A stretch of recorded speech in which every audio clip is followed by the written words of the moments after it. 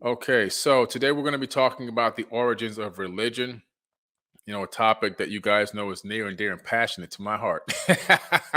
so, merely state facts. And I'm hoping, that these facts that I'm stating are going to help awaken some people and make them want to ask more questions. That's the purpose of this whole thing. I want people that have been born into a system that is designed to mentally enslave them to start to look for the keys to the doggone cell because they can let themselves out. And what's happened is when you're born into a religion, you kind of get this um I get this concept or this ideal that this is what you have to do. And if you don't do it, you're going to be letting down family members, you're going to be letting down loved ones and so forth. And you're not going to be able to be a part of anything. It's actually all false. You can still be a part of things. You can still, create a new reality for your loved ones. You can still be a part of things. It's just that what's happened is when you're born, you're given that name, that race, and that religion, and then you spend the rest of your life really, defending a false identity. And so we have to start to dispel some of these crazy concepts because if we don't dispel these falsehoods, we're going to persist generation after generation after generation after generation with this mental enslavement with no real truth, no real information backed by actual historical fact that has been left behind by our own ancestors. This is not like stuff that I make up. And I think that's the difference between me and a lot of other people. I'm always giving you guys the information and I'm telling you where it comes from so that you can become your own researcher. You can discern the information for yourself and you can make your own decision what you believe. That's what it's all about. We're going to break down some of the very beginning structures of religion and, pretty much how it got started. All right. So we're going to get right into it, guys. The origins of religion. All right. You got your tea? What you're looking at here is a Melanesian cargo cult. Cargo cults are known literally all over the planet, and the largest cargo cult is Christianity. That is the largest cargo cult. Okay. This cargo cult has its roots going back all the way into the time of the testing of bombs and in the wars when the US military will go to these islands and in these other foreign countries and they would test weapons, they would test nukes, believe it or not. Bikini Atoll, they blew up the damn island. They moved the people off their own island and blew up the damn island. I mean, there's so much stuff we do that's crazy. But in the midst of this, in the midst of these islanders had never seen anyone before other than themselves, really. They started to see airplanes, weaponry, military soldiers walking with guns and rifles. They started to see, the USA, across the chest of the uniforms that the military wore. And also the military would give them cans of corned beef hash, bottles of water, MREs, and those kind of things. And so it was like the gods, in their eyes, the gods were blessing the tribe and bringing them these gifts for them being good people and so forth and so on, which led rise to prophets and everything else, right? You can see here that this tribe is still walking around with USA tattooed on their chest or painted on their chest, really, with these artificial guns that are just sticks that have, bayonets on the edges like they used to see when the military came there many decades ago. Okay. So what happens when an advanced civilization meets a less advanced civilization, the lesser advanced civilization, it looks like this civilization is magical. They don't understand technology. And what do? We deify them instantaneously.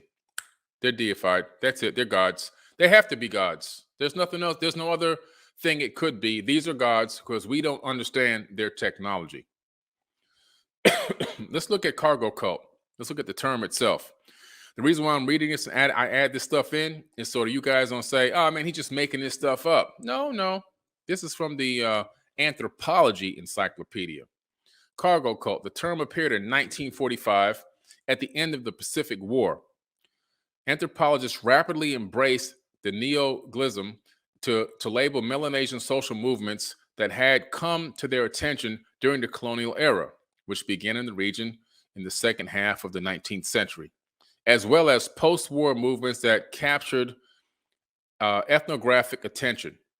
A Southwest Pacific example of Messianic or Melanesian movements was once common throughout the colonial world, and the modal cargo cult was an agitation or organized social movement of Melanesian villagers in pursuit of cargo by means of renewed or invented ritual action that they hoped would induce ancestral spirits or other powerful beings to provide. In other words, what they're saying here is once these military soldiers started coming to the island with this cargo, in other words, these cans of these MREs and these cans of corned beef hash and bottles of water and soda and all this other kind of stuff and clothing and things. That's what they call cargo. And they thought that by calling on the ancestors, they can make these gods return and bring them more blessings. Okay. Sound familiar? Does it sound familiar to you? Typically, an inspired prophet with messages from those spirits sound familiar. Sounds like a preacher, right? Here goes the preacher man getting ready to do his thing. Inspired prophet with messages from those spirits persuaded a community that social harmony and engagement in improvised ritual, dancing, marching, and flag raising, or revived cultural traditions would, for its believers, bring them cargo. Okay? So what they're saying is this guy would then become the leader of the cult. He would become like the prophet, right? He's the pastor, the preacher, whatever you want to call it.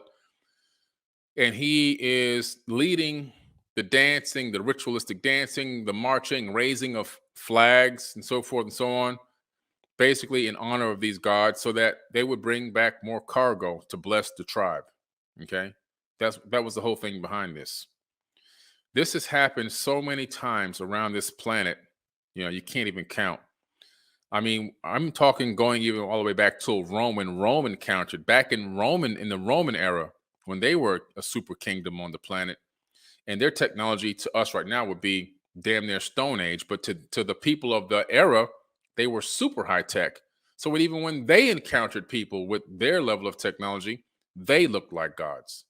It's the same thing that happened when Christopher Columbus accidentally got lost and kind of stumbled across those islands and got saved by Native Americans, indigenous people. I don't want to use Native Americans, by indigenous tribes, and then decided, the tribes automatically assumed, based on a prophecy, that these were gods, returning, basically. And they praised these people and brought them on to the island and everything else, and they ended up getting raped and killed, right? It's the same thing that happens all over the planet.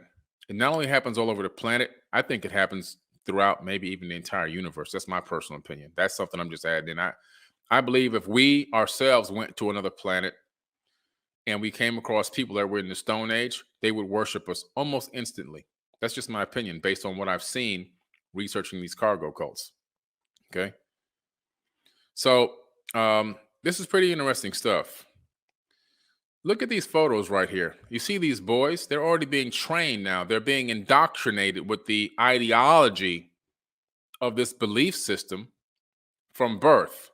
So now they're walking around with painted chests that say USA on them. They've got these artificial guns with bayonets at the tip, right? They're marching through the streets as if they're soldiers in honor of their god, so that they can bring back more cargo. Again, like I said, the way religion starts is a more advanced civilization interacts with a lesser advanced civilization.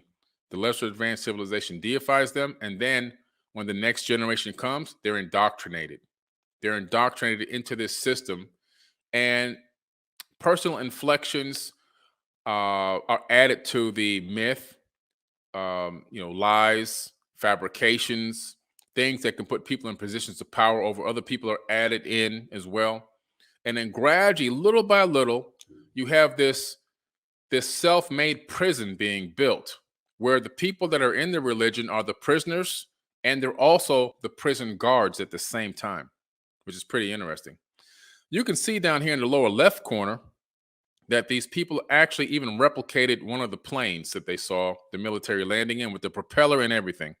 You can see this flag that they made, right? They're very, very uh, astute people. I mean, these are intelligent people. But again, the thing that eluded them was technology. They didn't understand it. And so because they didn't understand it, it became deified. And because they're very artistic, they were able to replicate all of this in this fashion. And this is one of many cargo cults that existed around the planet. Look at this. Check this out. Look at these planes. These are an on. Look at this satellite dish. Look at the intricate level that they went to build this communications device that's really just made of straw and tree limbs and grass probably or whatever. Look at the intricate design here to work. Look how hard they worked to build this thing. And so what they would do is they would go out and pray underneath these objects that they built and look up at the sky for hours, hoping for the gods to return. Anthropology or cultivated a number of important keywords, including culture, ethnicity, worldview, socialization, ethnography, and the rite of passage. Among these terms is cargo cult, which, although more particular in scope, has enjoyed surprising popularity both inside the discipline and beyond. Peter Worsley, who compiled an early overview of cargo cults in The Trumpet Shall Sound, which is a book, offered what had already become the standard definition of cargo cults. Strange religious movements in the South Pacific during the last few decades. In these movements, a prophet announces the imminence of the end of the world in a cataclysm which will destroy everything. Now, this is coming up. This is what this author, Peter Worsley, had observed. Okay, listen to this. Tell me if this sounds familiar. Tell me if this story sounds similar. These are people who never heard of the Bible. Strange religious movements in the South Pacific appeared during the last few decades. In these movements, a prophet announces the imminence of the end of the world in a cataclysm which will destroy everything. Then the ancestors will return. Does this sound familiar to you guys? I'm just asking. Does this sound familiar? People who never heard of Jesus and the Bible and none of this stuff. Then the ancestors will return, or God, or some other liberating power will appear, bringing all the goods the people desire and ushering in a reign of eternal bliss. Won't he do it? Hallelujah. You see? This was written in the 1950s, this book. This is an observation by an anthropologist who traveled to all these cults and realized they were all doing the same exact thing. The same exact thing that all religions are doing today around the entire world, pretty much. They are all going through the same exact process that I just described to you. A prophet announces that there's it's the end times. There's a cataclysm coming, right? To destroy the world. In Christianity, it's going to be destroyed by fire this time. The first time it was destroyed by water. Now it's going to be destroyed by fire. But then there's a second coming. There's a return of the God that's going to come and liberate everyone who believes in him and who worships him properly. And you're going to get the eternal bliss. You're going to get eternal life. It's the same story. It's the same story. What's different? It's just the different advanced civilizations that meet up with the lesser advanced civilizations. That's what it is. And that's how you became your ancestors or your parents or your brothers and your sisters and your cousins and all those people. That's how they became religious. Let's check out this video, this 2-minute video. Hey guys, you see what I'm talking about?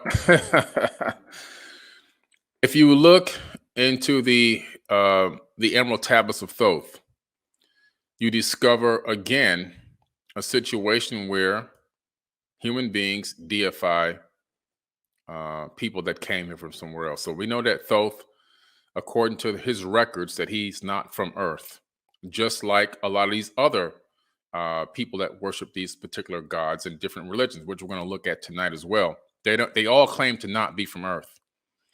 And what's interesting is when these gods with a lowercase g, when they leave, they become deified. Let's look at the just a few paragraphs here in the preface of the Emerald Tablets.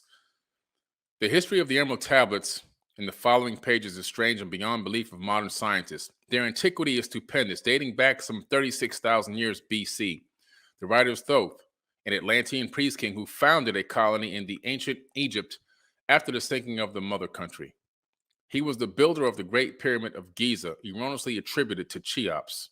In it, he incorporated his knowledge of the ancient wisdom and also securely secreted records and instruments of ancient Atlantis.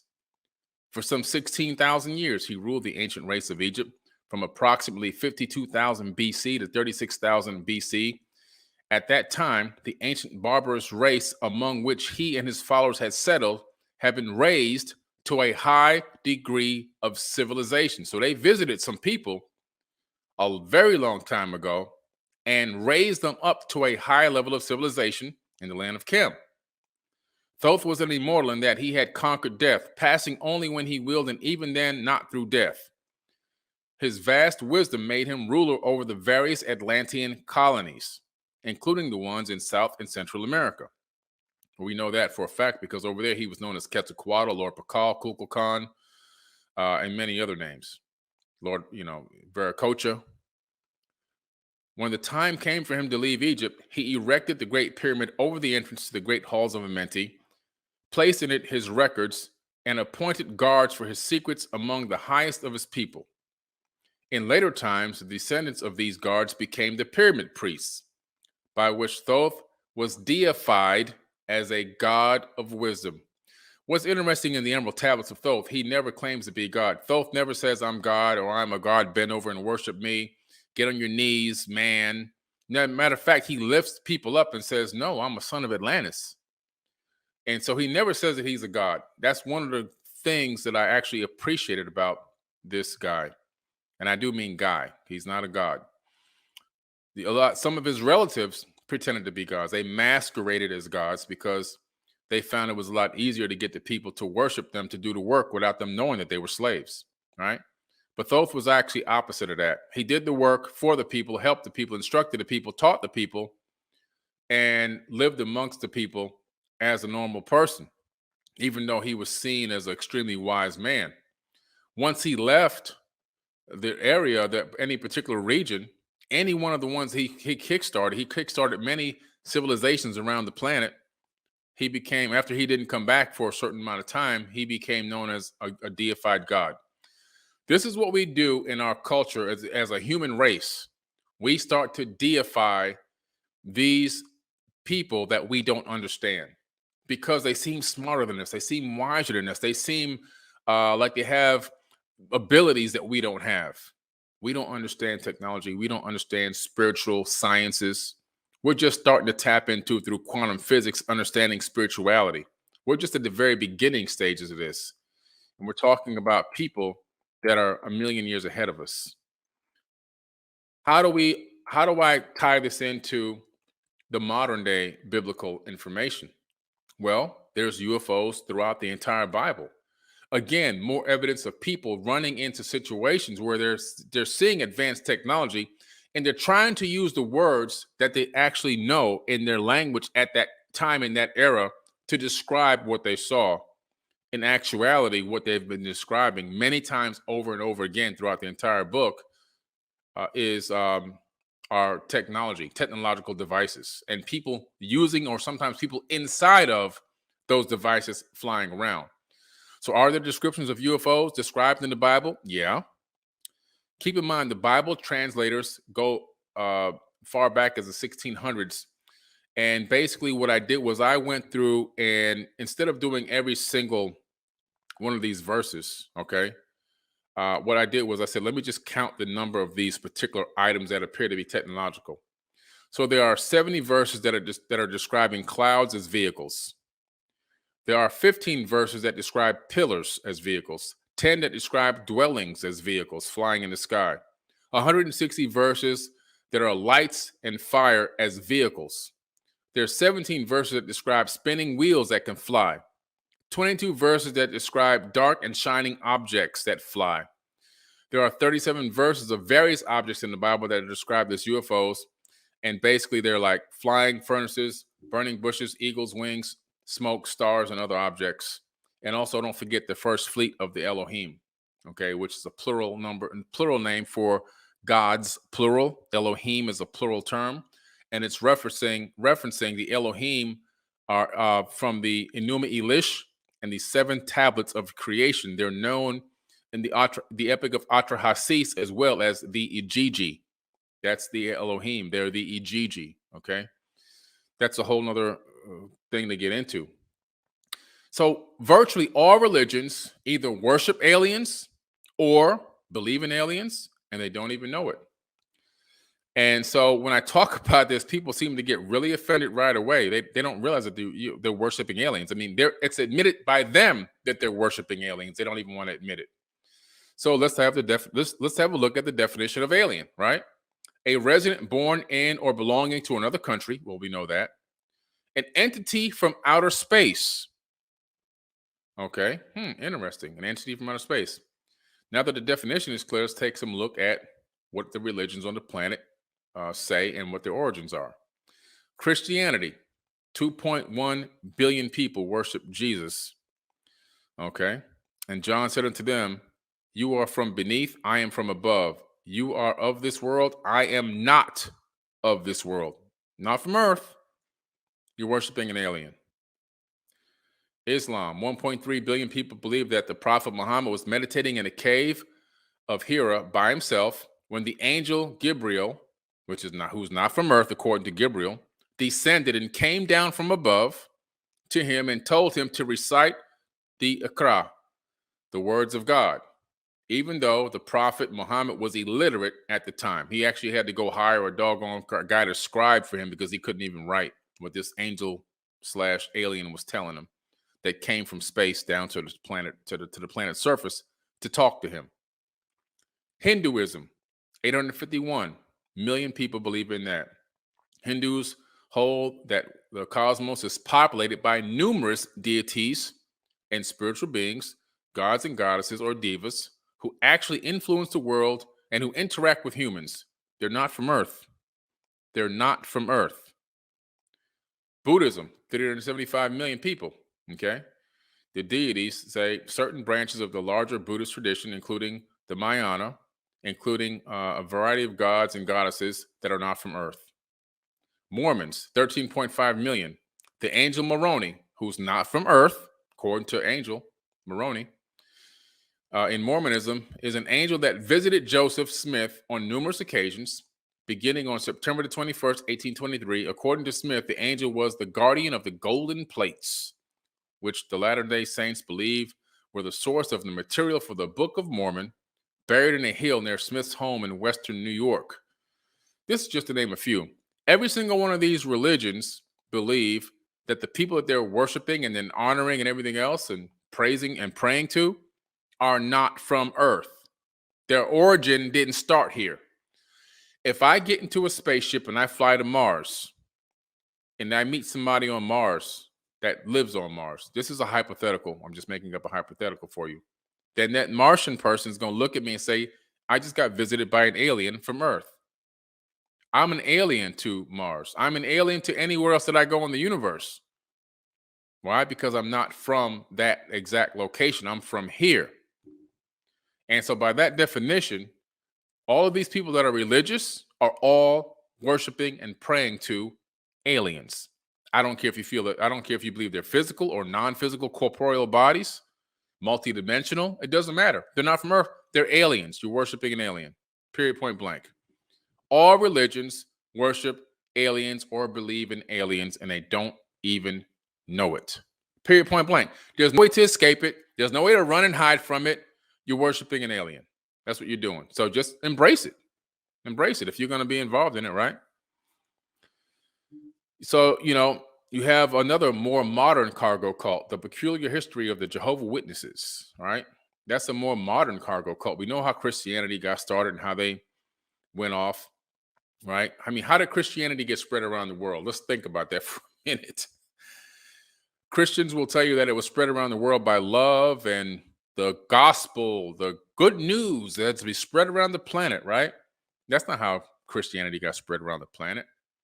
Christianity got spread around the planet by raping, pillaging, killing, murdering, right?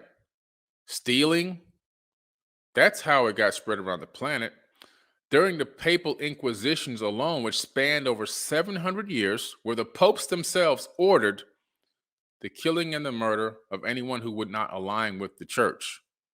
And so the inquisitions, they went literally continent hopping, and they killed over 50 million people over the course of 700 years under the order of the popes that ruled in those eras. The papal inquisitions, look it up. That's how Christianity got spread around the planet. How did it get over here to the Americas?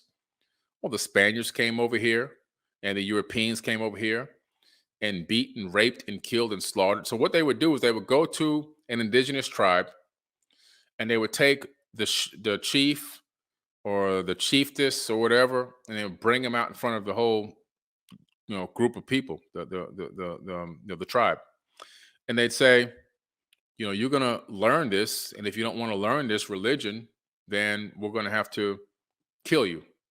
And so, of course, after some going back and forth and learning some of the basic understanding on communication, a lot of these tribesmen would be like, no, this isn't for us. We're going to maintain with our ancestral belief system, our spirituality. So what they would do is they would take that chief, that chiefess, and they would actually burn them at the stake in front of the whole tribe, hang them and torture them for days in front of the whole tribe. And so you're shown basically that if you don't fall in line, that could be you. And so once they do that, it's like breaking a horse, right? They take a horse, they put it in a gated area, and they literally work with that horse until they break it, until that horse can be ridden. It's the same exact thing they did with people around the planet. They went from continent to continent to continent to indigenous culture, one at a time, knocking them down, taking away their natural ancestral belief systems, and reinstalling this new Christianity belief system instead. Building churches there, torturing, killing, raping. It was a very bloody situation, and they used it to convert this planet into Christianity. It was very bloody, very, very, very murderous, very heartbreaking, really is what it was as well. And so after you break the first generation of people that you're there with, then the second generation is being now taught, listen, this is what we got to do. By the third generation, they're full swing. They're coming in, they're born in with that illusion, they're born with the lie. They're taught from birth. They're worshiping, they're honoring, they're bending over and on their knees and begging and praying and giving offerings and everything else. By the fourth generation, they don't even have to think anymore. It's just built into them. They're automatically doing it. You see? Jehovah's Witnesses, the same thing. The sect, now known as the Jehovah's Witnesses, was started by Charles Taze Russell, who was born in 1852. He was raised as a Congregationalist, but at the age of 17, he tried to convert an atheist to Christianity and ended up becoming converted instead, not to atheism, but to agnosticism. Some years later, he went to an Adventist meeting and was told that Jesus would be back at any time, and he got interested in the Bible. The leading light of Adventism had been William Miller, a flamboyant preacher who predicted that the world would end in 1843. Oops, another mistake there. When it didn't, he discovered his mathematical error, basically. He said, I screwed up, I made some bad calculations, so forth and so on. But a lot of people left it. But this guy, Charles Taze Russell, decided to move on and build his whole religion from scratch, which is the Jehovah's Witnesses. He started with the little magazines, the Watchtower magazines, and he built it from there, literally, okay? And this is a more modern religion. It's one of the newest ones that actually exist on the planet. The Bible itself that they read from is a completely converted and rewritten Bible. Words taken out, words changed around, paragraphs changed, Gnosticism added in some places taken out. I remember I was, let me go back to the screen here. I remember I was walking on the beach, okay? And I was where I go and do my 5 mile walks. And there was a group of, you know, Jehovah Witnesses out there, and they're screaming and carrying on and trying to stop people. I said, well, let me just stop. Let me just stop because I need to see how much do these people know about their own religion. And so I stopped, and the lady started talking to me, and she started telling me about Jehovah Witness and Jesus and all this other kind of stuff. And I said, okay, interesting. I said, I'll listen to you if you can answer some of my questions about your own religion. So she goes, oh yeah, sure. What do you want to know? I said, who is the person that founded this religion? She couldn't answer the question. She literally couldn't answer the question. I said, okay, well, that was Charles Taze Russell, who started with the Watchtowers. I started asking more questions. Like, what year was your Bible redesigned and basically written? Because it's not the original text. It's not the canonized Bible. She couldn't answer the question. I said, interesting. You don't know that either. Okay. I asked her, I asked this lady so many questions, she couldn't answer any of them. And I said, tell me about this 144,000 that you guys are always talking about that are going to go to paradise. They don't call it heaven, they call it paradise. And she says, well, only 144,000 are going to make it to paradise. And so I said, 144,000. Interesting. I said, well, how many people do you think there are on Earth? She said, oh, about 3 or 4 million. I don't know. I said, 3 or 4 million? There's 3 or 4 million people in Florida where we are right now. There's 3 or 4 million people in this state. I said, do you realize that there's 310 million Americans? She goes, what? I said, yeah, there's 310 million people in America, and there's 7.8 billion people on Earth. Her eyes got big. I said, so if only 144,000 are going to make it, that's less than 0.1%. Why would you be telling this to anybody? Shouldn't you be keeping this a secret for yourself so you can be one of the ones that make it? Do you understand that you're spreading the information on what you believe? It's only 144,000 going to make it. Meanwhile, there's 7.8 billion people on the planet. So your odds are shrinking every time you talk about this. She went crazy. Oh my God, I can't. You can see her computer circuits burning up inside of her brain, and her brain's almost literally exploded, right? So again, a lot of this stuff is just, why is she doing this? Just, again, people are force fed this stuff from a young age, and then they take it as a belief system and they run away with it without ever researching any of it. I remember I was on the beach. Again, the same beach. I was sitting at the edge of the ocean. I had just got done doing my walk. Sometimes I sit at the edge of the ocean and do myself a little meditation. I'm sitting there with my eyes closed, and I'm just listening to the ocean, and that's my music, right? A guy and a woman walk over. I don't see them walk over because they walk up from behind me, but all of a sudden I hear the sand shifting by my body. I open my eye, I turn to my left. There's a guy standing there. Right away, when he handed me a bottle of water, I said, oh, here comes another one. He was trying to convert me into Christianity, right? He hands me the bottle of water. I said, you know what? This time I'm going to take this damn water. I'm going to have a conversation with these people. And the guy goes, have you taken Jesus Christ as your personal Lord and Savior? I said, no. Why would I do that? He goes, what do you mean? I said, "Oh, I am God. You're God? What are you talking about? I said, yeah, I'm God, and God is me. The same divine spark that created everything in the entire universe is the same divine spark that's inside of every atom inside of my body. And so by that method, I am God and God is me. And so are you. And so is this young lady as well. We're all the same. We're all part of that same one divine consciousness. That threw him off right away. Then because he's a program code, he couldn't even conceive of what I had just told him. He didn't even have an epiphany with that. He went right back into his pitch. And I said, okay, I'll listen to you if you can answer some questions. Can you answer some questions? And I said, when was the Bible written? And he goes, oh, it was written thousands of years ago. I said, oh, man. I said, no, the Bible wasn't written thousands of years ago. I said, do you even know who wrote the Bible? Oh, yeah, Paul, Peter, John. I said, oh, my God. Listen, man.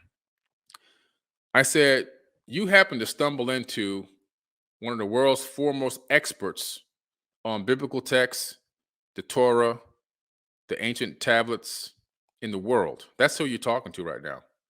Do you understand that the Bible was not written by any of the disciples? He got flabbergasted. I'm like, dude, listen to me. The disciples, if you were to do your studies, they were actually illiterate men. They couldn't read or write. There was nobody standing there transcribing every sentence that they've spoken either. How did the Bible come along, even including the Old Testament? You've heard me say this before. They copied the majority of that stuff from the Enuma Elish, the Atrahasis, the Mahabharata. You have some of the Egyptian Book of the Dead, right? You have in there, you have, like, for example, the 42 Laws of Mayat. That's where you get the 10 Commandments that were extracted from that information. You have the Bhagavad Gita, the Tibetan Book of the Dead. You have the Sumerian tablets that are outside of the Enuma Elish. There's many tablets that exist. The Code of Hammurabi, the Epic of Gilgamesh. I mean, that can just keep going and going and going. And I said, then you have the Emerald Tablets, where Jesus's teachings are identical copies of Thoth's teachings from the ancient Kemetic mystery schools taught 50,000 years ago in the land of Kem, which is now known as Egypt. And I could see the steam coming out of this guy's ears. He couldn't even conceive what the heck I was telling him. And I said, do you know that the Bible was written thousands of years after the people were long gone, dead, buried, bones disintegrated, and everything else on the ground? He said, no, what are you talking about? I said, listen to me, man. The Bible was written from 100 AD to 900 AD. And who wrote the Bible? Those were followers of Thoth. These people didn't write a Bible, by the way.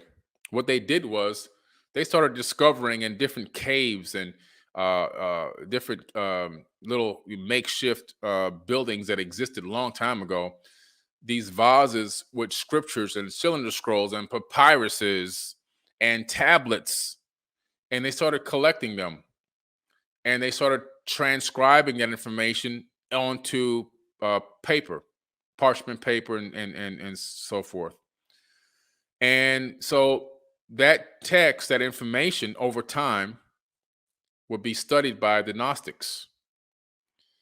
Even in more time, much later, you have then the Coptic Christians, and then you also have the councils that were formed. Like, for one, is the Council of Nicaea, who then started analyzing a lot of these copied and recopied and recopied and recopied and recopied texts, and started analyzing which ones to keep and which ones to keep out. Which ones to keep, they were thinking, let's make this into an actual canonized book.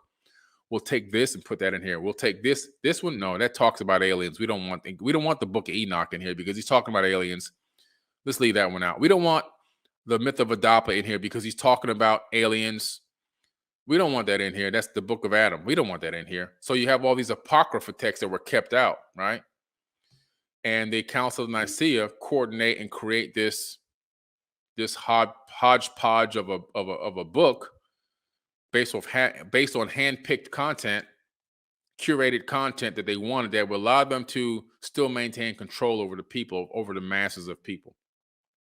And that's how you get to the canonized book today that the majority of religious people read around the world, right? It's pretty crazy how in the 21st century, we're still running around believing in that stuff without doing any research about it, and still believing that there's a magic sky daddy with a magic wand in the sky waving it at you when you want somebody to win your basketball game and you want to win a war. Military soldiers actually pray to defeat their enemies in war. You think that there's a universal creator that can create universes, is going to come down into this dimension and grant you a magic wish that you would kill another person. And people actually believe this is true. They believe that this is like, yes, this sounds logical to me. The creator of planets and galaxies and universes would love to come down here and let me kill this guy. You see? You see how stupid? I'm saying it like this so you can see how dumb it sounds. So you can see how stupid it is. It's stupid. It's just outright dumb. And we keep teaching this to kids, and those kids keep teaching it to their kids and their kids. It's ridiculous.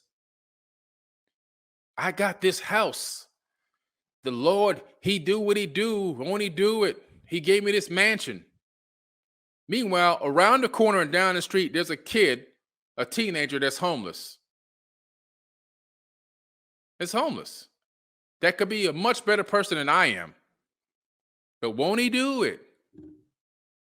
He is good all the time when it refers to you and something that benefited you. But when things don't go your way, it's the other way. Oh, I let the Satan creep in. Christianity gives you the capability of blaming all the good things that happen on this magic guy with a wand, and I do mean a man. You guys keep calling him a man. Him, he, him. There is no such thing as a gender of a god. Doesn't exist. The universe is based off of yin and yang, light and dark. The universe is based off of good and evil. It's based off of that scale. And that means that the energy and the frequency that's creating everything we see in this realm, the divine energy itself, is also a frequency that has high frequencies and low frequencies built into it. It's a range. And so God is actually a frequency that you tune into. It's not a him or a he that everybody keep running around with. And I can't stand it when I hear women keep calling God a man. It's already bad enough that we've already subjugated you. You couldn't even walk into a church, first of all. That just happened recently. You can walk into a church. You would be stoned to death if you walked into a temple or a church back in the day. Okay? You just got a little bit of rights recently. You got to vote and things like that. That's not too long ago. And then right away, you're indoctrinated into still calling on God as a man, knowing that all life comes from a womb. You know that all life comes from a womb, right? But you're still calling this God a man. Doesn't exist. Not that way. The creator of a universe is not going to come down from outside of the actual universe, because whoever created this universe lives on the outside of it, not inside of it. The divine energy and the frequency is here, but the creator itself is not in here, or creators, potentially, whoever programmed this code. Inside of here, we are in here. We're fully immersed in it. We have the spark inside of us. We have a choice every single day to do good or do evil. It's up to us. There's no devil whispering in your ear to make you do anything bad. That's the bad thing about religion. It gives you a scapegoat. I can give you a good example. There was a pastor down here at a big mega church, a huge mega church, Calvary Christian Academy in what city is that in? That is in Pompano Beach, I believe, or Fort Lauderdale. Super mega church, right? This guy molests a little girl. The main pastor guy molests this little girl. Now, this little girl will most likely grow up completely traumatized. That's something you just don't get over. And potentially not even wanting to follow the route of Christianity because of what happened to her in the church. Now, let me see where the logic comes in. This pastor that committed this egregious act against this young girl who destroyed her entire life, all he has to do is say, "Oh, Jesus, forgive me for my sins," and he can go live in paradise for all eternity. But if this girl doesn't beg for Jesus's forgiveness and follow that path, she's going to burn in a lake of fire. Do you see how stupid that sounds? Do you see how dumb that actually sounds? It's dumb. And we got to stop teaching this garbage. At some point, man, for goodness sake, stop it, please. Recognize the foolishness. Recognize how dumb it makes you sound when you actually speak it out loud. Speak this stuff out loud and say it out loud so you can hear yourself. And you go, man, this is really dumb. How in the hell are we following this garbage? All these generations? Then you have the black people that were already here in the Americas and some that were brought here as slaves. And then you put on a plantation that only has about 15, 20 slave owners. You know, the one slave owner and 15 or 20 workers. But there's hundreds of slaves. And there's only like one or two guns and a couple of whips. But how do they hook you in? They tell you this book. This book is your only way out. You have to die to live. You have to suffer and then die so that you can actually begin to live. Meanwhile, they're living now. They're in paradise. You're enslaving. They're making a killing off of you. You see the mental trick? Why are the majority of minorities religious? It goes all the way back to generations ago being beaten, raped into them, tricked into them, right? And then what happens? They literally pass that virus, and I call it a virus, onto their offspring. And then it continues. It's a consciousness virus that continues on through every generation. And it's passed down through epigenetic memories. And those epigenetic memories make you prone to want to actually do this. Now, another place before I sign off tonight that religion has a big place in why people do this, why these cargo cults form. Scientists and biologists in laboratories were researching the human genome, and they were wondering, why are human beings so prone to want to worship something? And so they started looking into it pretty heavily, and they started analyzing the different genes in the human genome. And they started to realize something. There was a gene that seemed like it had to do with the urge for worship. So they said, let's test this one out. How they were doing this, they were putting these electrodes on people's heads, and they were having them have spiritual moments where they would be praying and so forth and so on, trying to analyze which part of the brain was doing this and how it triggered certain genes in the body. Well, they found the gene. It's called a worship gene. Now, what's interesting about this worship gene is they discovered that this worship gene is not that old. It was inserted into the Homo sapien genome around 200,000 years ago. Why is that important? According to the Sumerian tablets, about 200,000 years ago, that's when they decided to take out our chromosome number 2, fuse it together, and put telomere caps on each end, and get us to do the work for them in the fields as well, around that same 250,000 years ago range.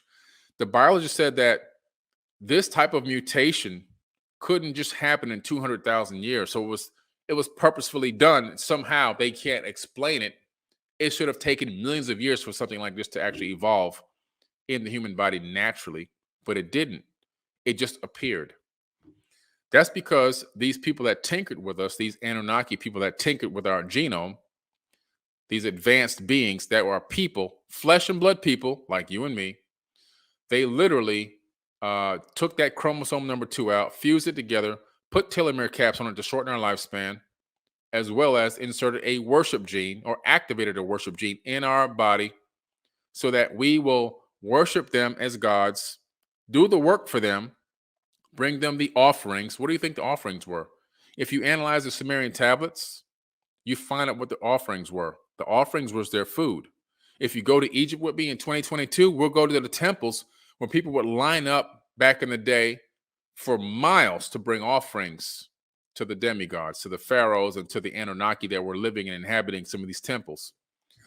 And the purpose was they have these storehouses built inside the temples where they would take all these offerings and stack them up. Why? Because these people ain't going out there to kill no damn animals and grow no food. No. That's the offering. That's what the offerings were. The offerings were you bringing free food to these people. And in return, you'd get a blessing. Okay? My kid is sick. Can you bless us? Here's my best offering. And you bring them all this meat and all these fruits and vegetables, and they put it in the storehouse. The storehouses are still there to this very day. When you go to Egypt with me, we'll go straight to the storehouses and show you where the Anunnaki used to keep all the food from all the offerings. That's what the offerings were all about. Not paying 10% of your income so that the church can the pastor can drive a nice car and have a nice mortgage. It was because it started out originally as bringing us food, because we're not going to go hunting, man. We ain't got time for that. We're too busy dominating you guys. And so, you look back at the slave the slavery times, and you see these slaves, they got 20 people, 15, 20 people tops ruling over them on one plantation. They don't even say to themselves, you know what? This can't happen. We got to stop this now. Now, certain places there were some insurrections, but not enough places. Instead, that book, that one book, reprogrammed them so good that even today, there are mega church preachers. I saw this one female mega church preacher. If you look it up on YouTube, you can find it out, find her. She's saying it's a good thing for slavery because if it wasn't for slavery, we would still be worshiping trees in Africa. You see how twisted the brain is? You see how sick that is? Somebody in my family went to their grandfather because they were showing their grandfather how the Palestinian kids in the field were getting picked off by Israeli soldiers, shot for fun. And that relative's grandfather told him they deserve it. Those kids deserve to get shot and killed like that. He's a Christian. The guy's a pastor, actually. And the reason why they deserve it is because they're worshiping the wrong God. Do you see how sick this is? This is why I'm doing this little talk, and I'm going to go into the next few weeks about this. And I'm going to keep digging deeper and deeper and deeper, because the reason for the most killings and death on the planet to date is over two things: religious beliefs and political beliefs. That's it. Those are the two things that have destroyed the number of men on the planet. That's why there's 4 women to every man, 4 to 1. Why? The wars going all the way back. The wars primarily over religion. In more modern times, a combination of religion and politics. In certain parts of the world, it's religious, like in the Middle East. And in certain parts of the world, it's more political, like here in America. And then we take advantage of the people that are religious zealots in those other countries, and we use them to fight each other, and then we steal all their stuff. We snatch it all up. Right? That's what we did to the Taliban and these guys, right? We just trick them into fighting each other and get them all in this big old thing going on over there. We supply them with all the weapons and everything else and the Jeeps and stuff, right? And then after we get them in this big mix, we just snatch it all away. You pull the carpet out from under their feet, snatch everything. So it's crazy. So anyway, guys, it's just so much. I mean, I can go on and on, but this is just part 1. There's a lot more I'm going to get into next week. And just continue for maybe 2 or 3 episodes, maybe 3 or 4 episodes of this. We got to really dig deep into what in the world are people running around here believing in? What in the world and who in the world are they praying to? We haven't even got, that's a whole nother episode. We're going to tap into who they're praying to on the next episode. They're not praying to God. I'll leave you with this one take. So another guy, people are always trying to convert me into Christianity because they see me walking around with this Eye of Horus all the time, right? I used to have the bigger one on my other clothes, right? They would see me walking around with it on my hats and stuff. And right away, they think it's some devil worship, whatever. And they want to convert me. They want to save me, you know? They want to take me out of damnation and all this kind of stuff. And so this one guy, once again, he wants to convert me into Christianity, and he's talking to me, and he's talking, and I'm just listening to him. And he starts talking about Satan the devil. I said, tell me more about this Satan the devil guy. Now, don't keep in mind, anytime I ask you a question, I already know the answer. If I ever ask you a question, I already know the answer. I said, tell me more about this Satan guy. Tell me more about this guy. I want to know more about him. He starts telling me, oh, he was a cherubim. He wasn't even an angel. And he was, the right-hand seat of God at one point. He was the highest, above all the angels. He was so smart and intelligent. He was just underneath God in terms of intelligence and everything else. And he was so beautiful. Everywhere he went, music followed him and blah, blah, blah, blah, blah. I said, wow, I said, so IQ is pretty high, right? Very intelligent. Oh, super intelligent on the level of God. Wow, that's incredible. Interesting. I said, so this super intelligent being is talked about in your Bible, right? Yes. And so what happens to him? Oh, well, he's led out to deceive mankind a couple times, and in the end, he's cast into this lake of fire for all eternity. I said, really? Interesting. He's cast into a lake of fire for all eternity. I said, and who wrote this book called the Bible? Oh, well, the disciples. I said, no, I had to correct them. The disciples didn't write the Bible. The Bible was written by followers of Thoth Hermes in 180 to 900 AD. Let's get it. Let's get the facts right now. He says, well, either way, he's going to burn in the lake of fire. I said, but did men write this text? Yeah. I said, so, but they were under the guidance of God himself. I said, really? Okay. I said, I'll give you that. Maybe you believe that. I'm not going to rob you of that. But let's take a look at this for a second.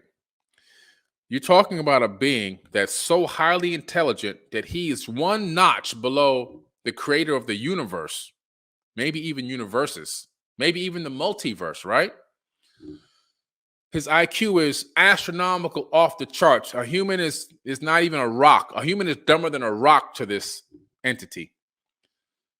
And you're telling me that this entity with all this intellect, all this intelligence, all this power is going to follow every word that's written in this book to the T, to its own demise?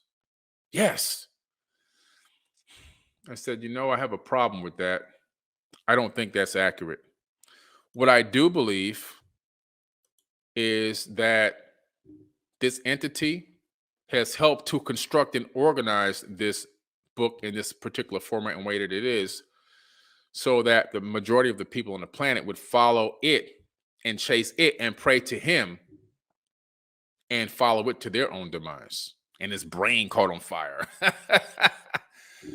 What Christians don't understand is they're actually following and chasing and praying to the actual Satan, the same one that they're actually running from. And that is what we'll go over and pick up in episode number 2 on the podcast next week. All right.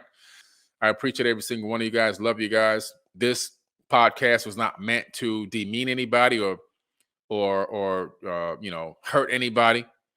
It's just sometimes the truth actually does hurt. Sometimes it cuts like a real knife.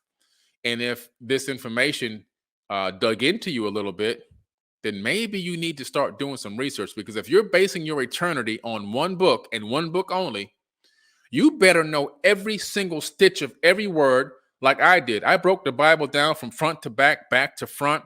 I took it from the King's English to Aramaic, Arabic, took it down into Hebrew, all the way back into Sumerian. If you're not doing that, an Indian, if you're not doing that, you're not really studying and researching. If you're just looking at a concordance is just a validation of the bullcrap, lies, and fabricated information. You must begin to do better work. You must begin to do better research. Stop listening to people who stand in front of a thing and just tell you everything and run away with it like it's the gospel, right? You need to find out for yourself, what in the hell are you involved in, and what in the heck does it mean? And who wrote this stuff, and who created this, and why? What's the purpose of this information? If you're not doing that, you're doing yourself a disjustice, and all the future generations coming ahead of you are going to be screwed up, wasting time, wasting energy, following a bunch of stuff that doesn't even resonate with you once you finally realize what it really is. All right. That's the purpose of this information. All right. We're going to go in on part 2 of the origins of religion. And I'm going to kind of go into the next area that I was kind of really alluding to last week. But an hour is a very short period of time. I mean, some of these topics you can talk about for 15, 20, 30 hours, obviously, because there's so much information and so much content and so many questions. And so it's something that could last for a long time. Last week, we talked about religion, the origins of religion, and I touched on a lot of different topics and some theories as well. I talked about the cargo cults. If you haven't seen that video, you need to go back and watch it. I talked about the cargo cults, how when a more advanced civilization meets a less advanced civilization, the lesser advanced civilization deifies that more advanced civilization automatically. They just automatically assume that they're gods. All right, that's kind of how it really works. And it's been like that for millennia, for eons. This is it's nothing new. It's typically what happens in any society. And I mean any society during any era. if you look back at history, you'll find that this has happened literally dozens and dozens of times.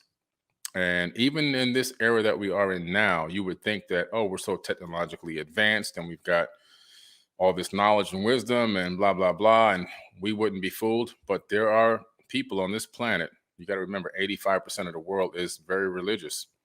And so there's people on this planet that would still fall for it if another advanced civilization came and visited us today, right now.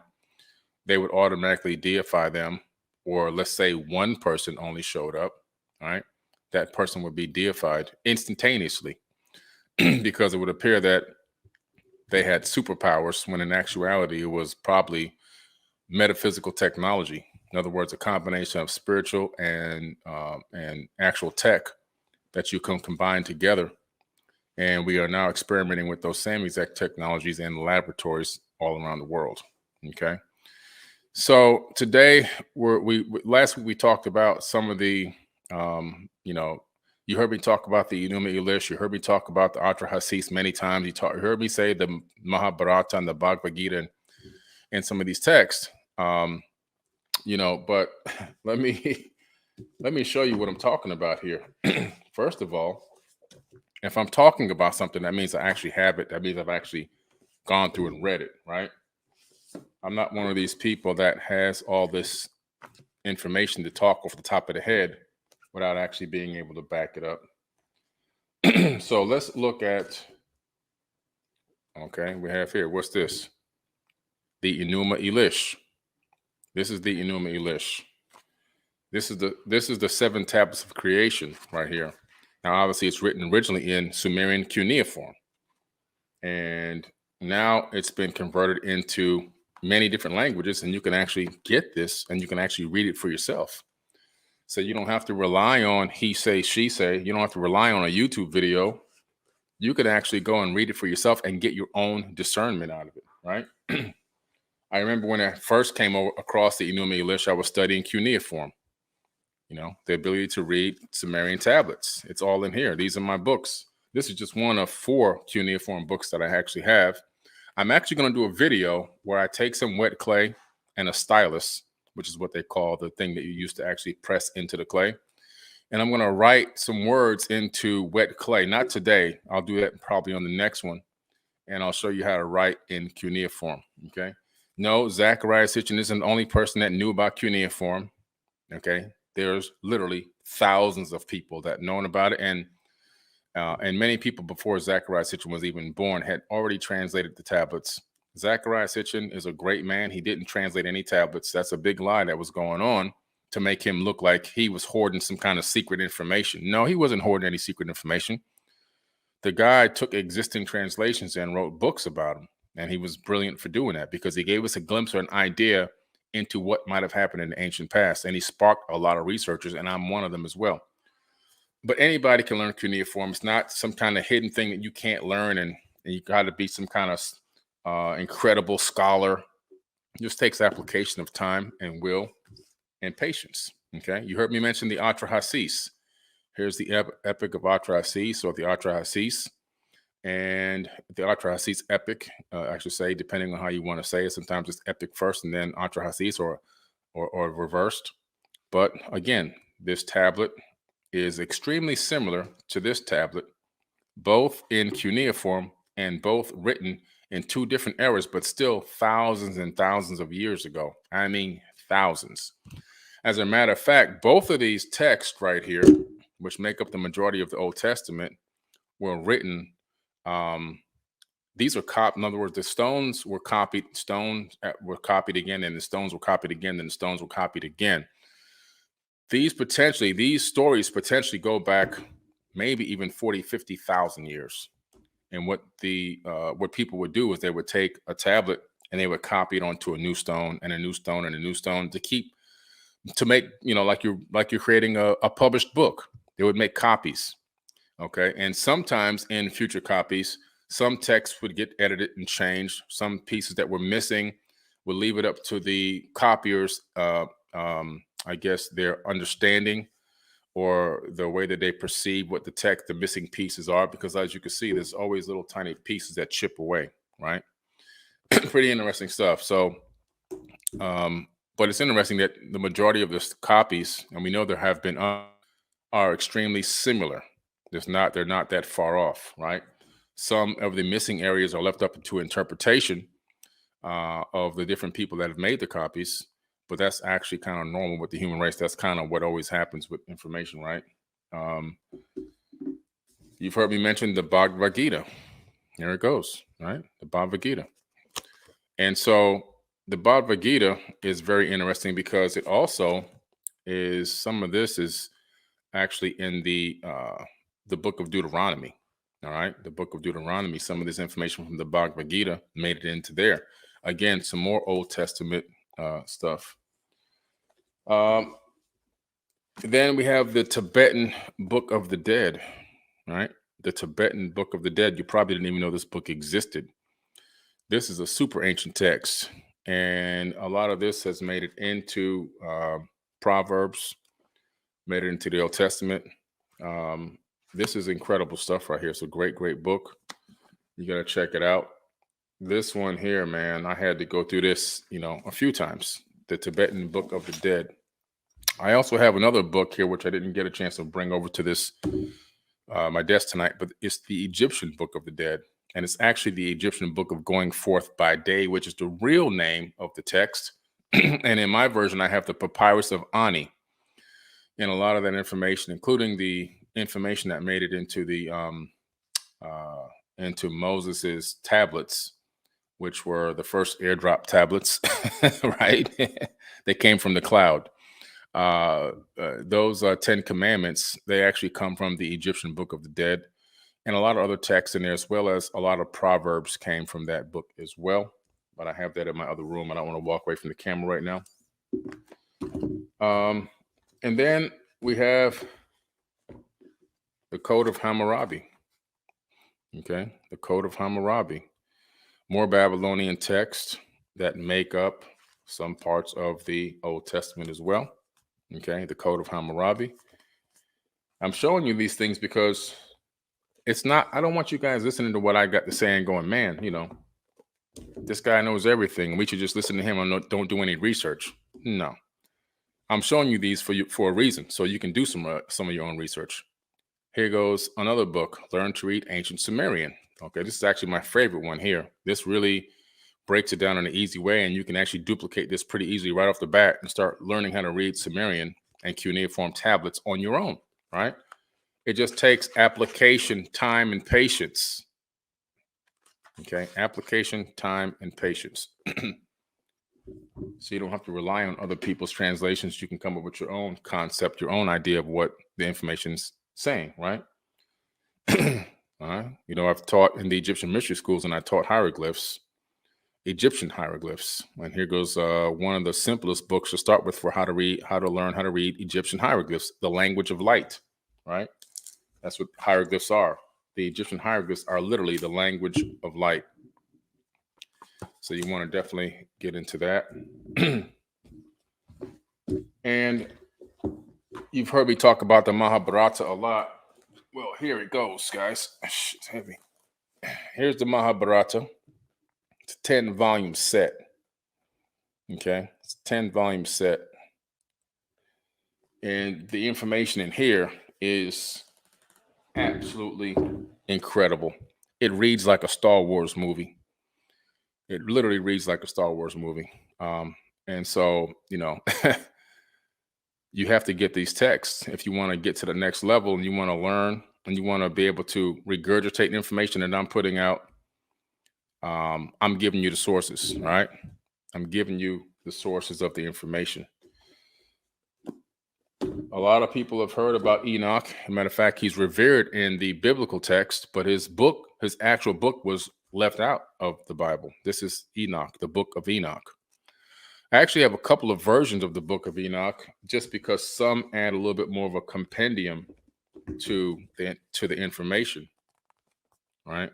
So, and I have a third one somewhere up here. I got, I don't know, hundreds of books in this house, maybe 1,000 plus. Some in the closet in cases that I haven't even unpacked yet. But the book of Enoch is very interesting because in the book of Enoch, he's talking about beings that came down from the heavens. And these beings were flesh and blood people. And not only were they flesh and blood people, but they interacted with humans and they taught us how to make weapons of war to attack one another. Not only did they teach us how to make weapons of war, they went to war with us. They went to battle. They had to put on protection. What type of angel do you know that has to put on protection against getting cut?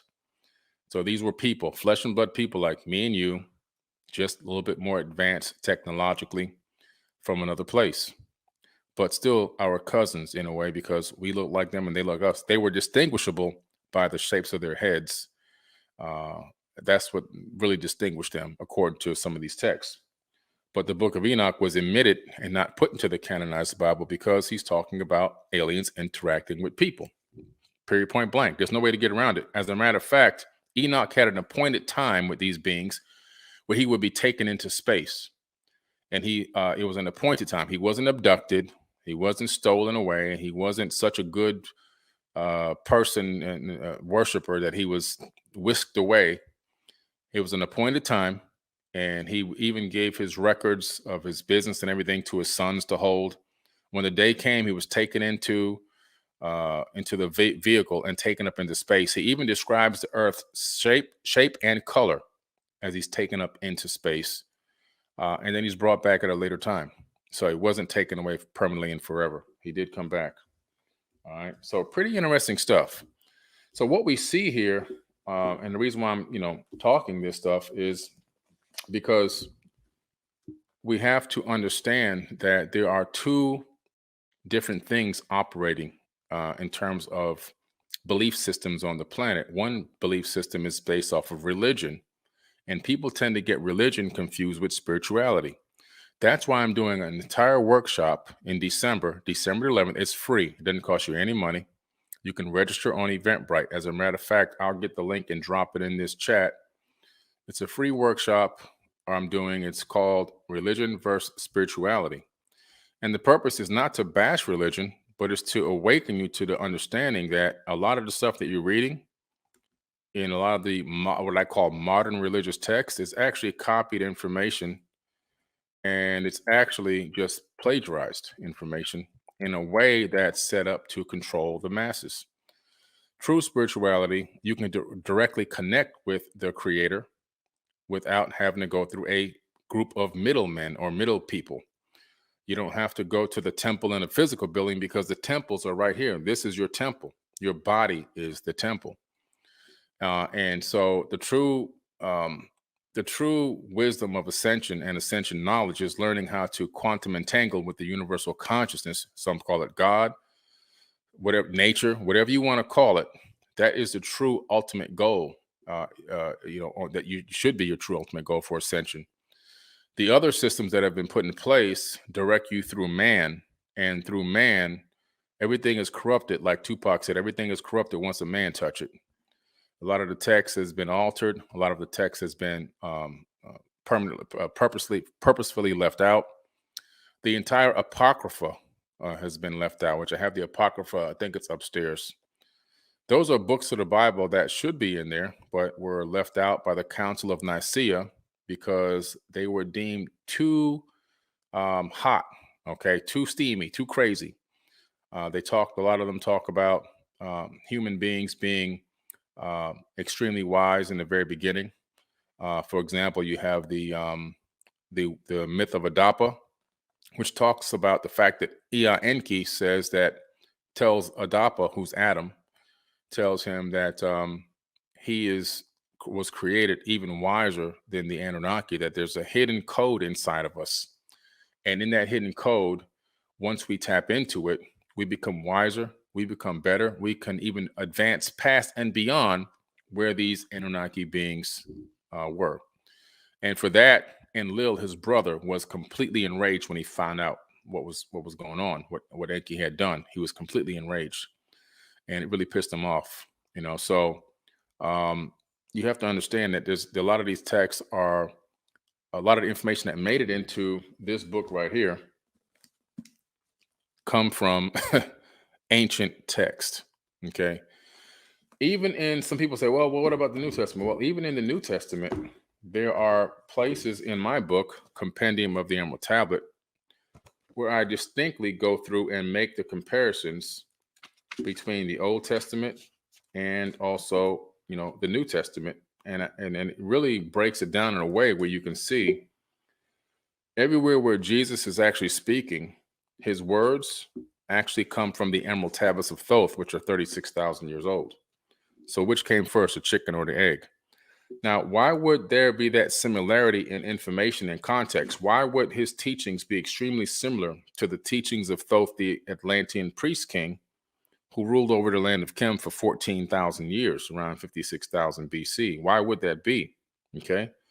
Well, the reason why that would be is simply because if you have the Gospel of the Holy 12, which is also missing from the Bible, if you have the Gospel of the Holy 12, you discover that when Jesus was 12 years old, he disappears from the Bible, and he's in this text. And where he goes is he goes to Egypt. He goes to Egypt for what? To study the Egyptian mysteries. Who invented the first Egyptian mystery school? Or it really was called the Kemetic Mysteries. Who developed that? They were developed by Thoth, the Atlantean priest king. So where did Jesus go? Really, his name was not Jesus. His name was Yeshua. Jesus is actually not a real name. But where did Yeshua go? Yeshua went to the land of Chem to learn, and he became an adept initiate to learn the Egyptian mysteries or the Kemetic mysteries. And in there, he learned all of the teachings that are in the Emerald Tablets of Thoth and beyond. So when he's speaking in the New Testament, the reason why a lot of what he's saying is matching the Emerald Tablets is because that's where it came from. Just like if I go to school, right? I took a course at MIT in applied neuroscience.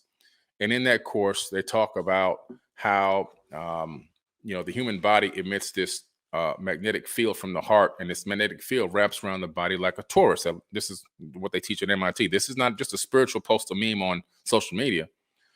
And if somebody is nervous, frustrated, scared, anxiety, and their cortisol's level raised, their cortisol actually comes out through their skin and wraps around through that magnetic field that's wrapping around their body. And anybody who interacts with that magnetic field can pick up those heightened cortisol levels, and it can raise their cortisol levels and their stress levels. So just like I told you that, how did I say that exact thing? How did I copy? Where did I come up with that? Well, I learned that when I went to class at MIT, right? Just like when Yeshua went to class at the mystery schools. That's why what he's saying here is extremely similar to what's being said in the biblical, in the Emerald Tablets. What he's saying in the Bible is extremely similar to what's being said in the Emerald Tablets. So I cover that. There's quite a few verses in here that I go side by side that you can read in my book, where I show you the biblical verse, and then I show you where Jesus is speaking, or Yeshua. Then I show you the Emerald Tablets verse, and you go, oh, this is saying the same thing. But again, which came first, the chicken or the egg? One text is tens of thousands of years older than the other. And so what he's doing is the people who wrote the Bible were the Phoenicians. Who were the Phoenicians? The Phoenicians were followers of who? This guy. The people that wrote the text on the parchment papers and the cylinder scrolls and all that stuff that make up the Bible, because the Bible wasn't written like just write a Bible from page 1 to page whatever. People were copying tablets and turning them into writing them on paper and different types of parchments, and storing them in vases and studying them in caves and so forth, right? And so basically, people over the years had uncovered some of these things in these different caves and locations around the Middle East, and began to put them together and create this, what we call a Bible. The Bible wasn't written by somebody standing there right next to somebody who was supposedly speaking and writing down everything that was going on. In other words, the Bible was not written in real time. Matter of fact, the disciples, they were actually illiterate men. They couldn't even read or write. Okay. They couldn't even read or write. So that answers a lot of questions for you there. The Bible was written thousands of years after these people died. Matter of fact, it wasn't starting to be put together until 100 AD to 900 AD. That's the time frame that the biblical text was extracted, discovered from caves and so forth, and cultivated into what we call the canonized Bible. Okay. This is handpicked, curated information, just like, you know, I'm a music artist, right? And so I submit my music to a lot of streaming services. One streaming service in particular is Pandora. Now, Pandora is not like Spotify or Apple Music or Deezer or Tidal. Pandora actually curate all the music that they accept into their platform. So if you submit to Pandora submit your music to Pandora, it may or may not get accepted. They handpick what they want. They actually have a human being that actually listens to your music and actually puts it in there. Okay. Um, so this is incredible. So this is the same system that the Bible is written in. Okay. Now, what's interesting is this Bible has good information in it. There's good information in that book.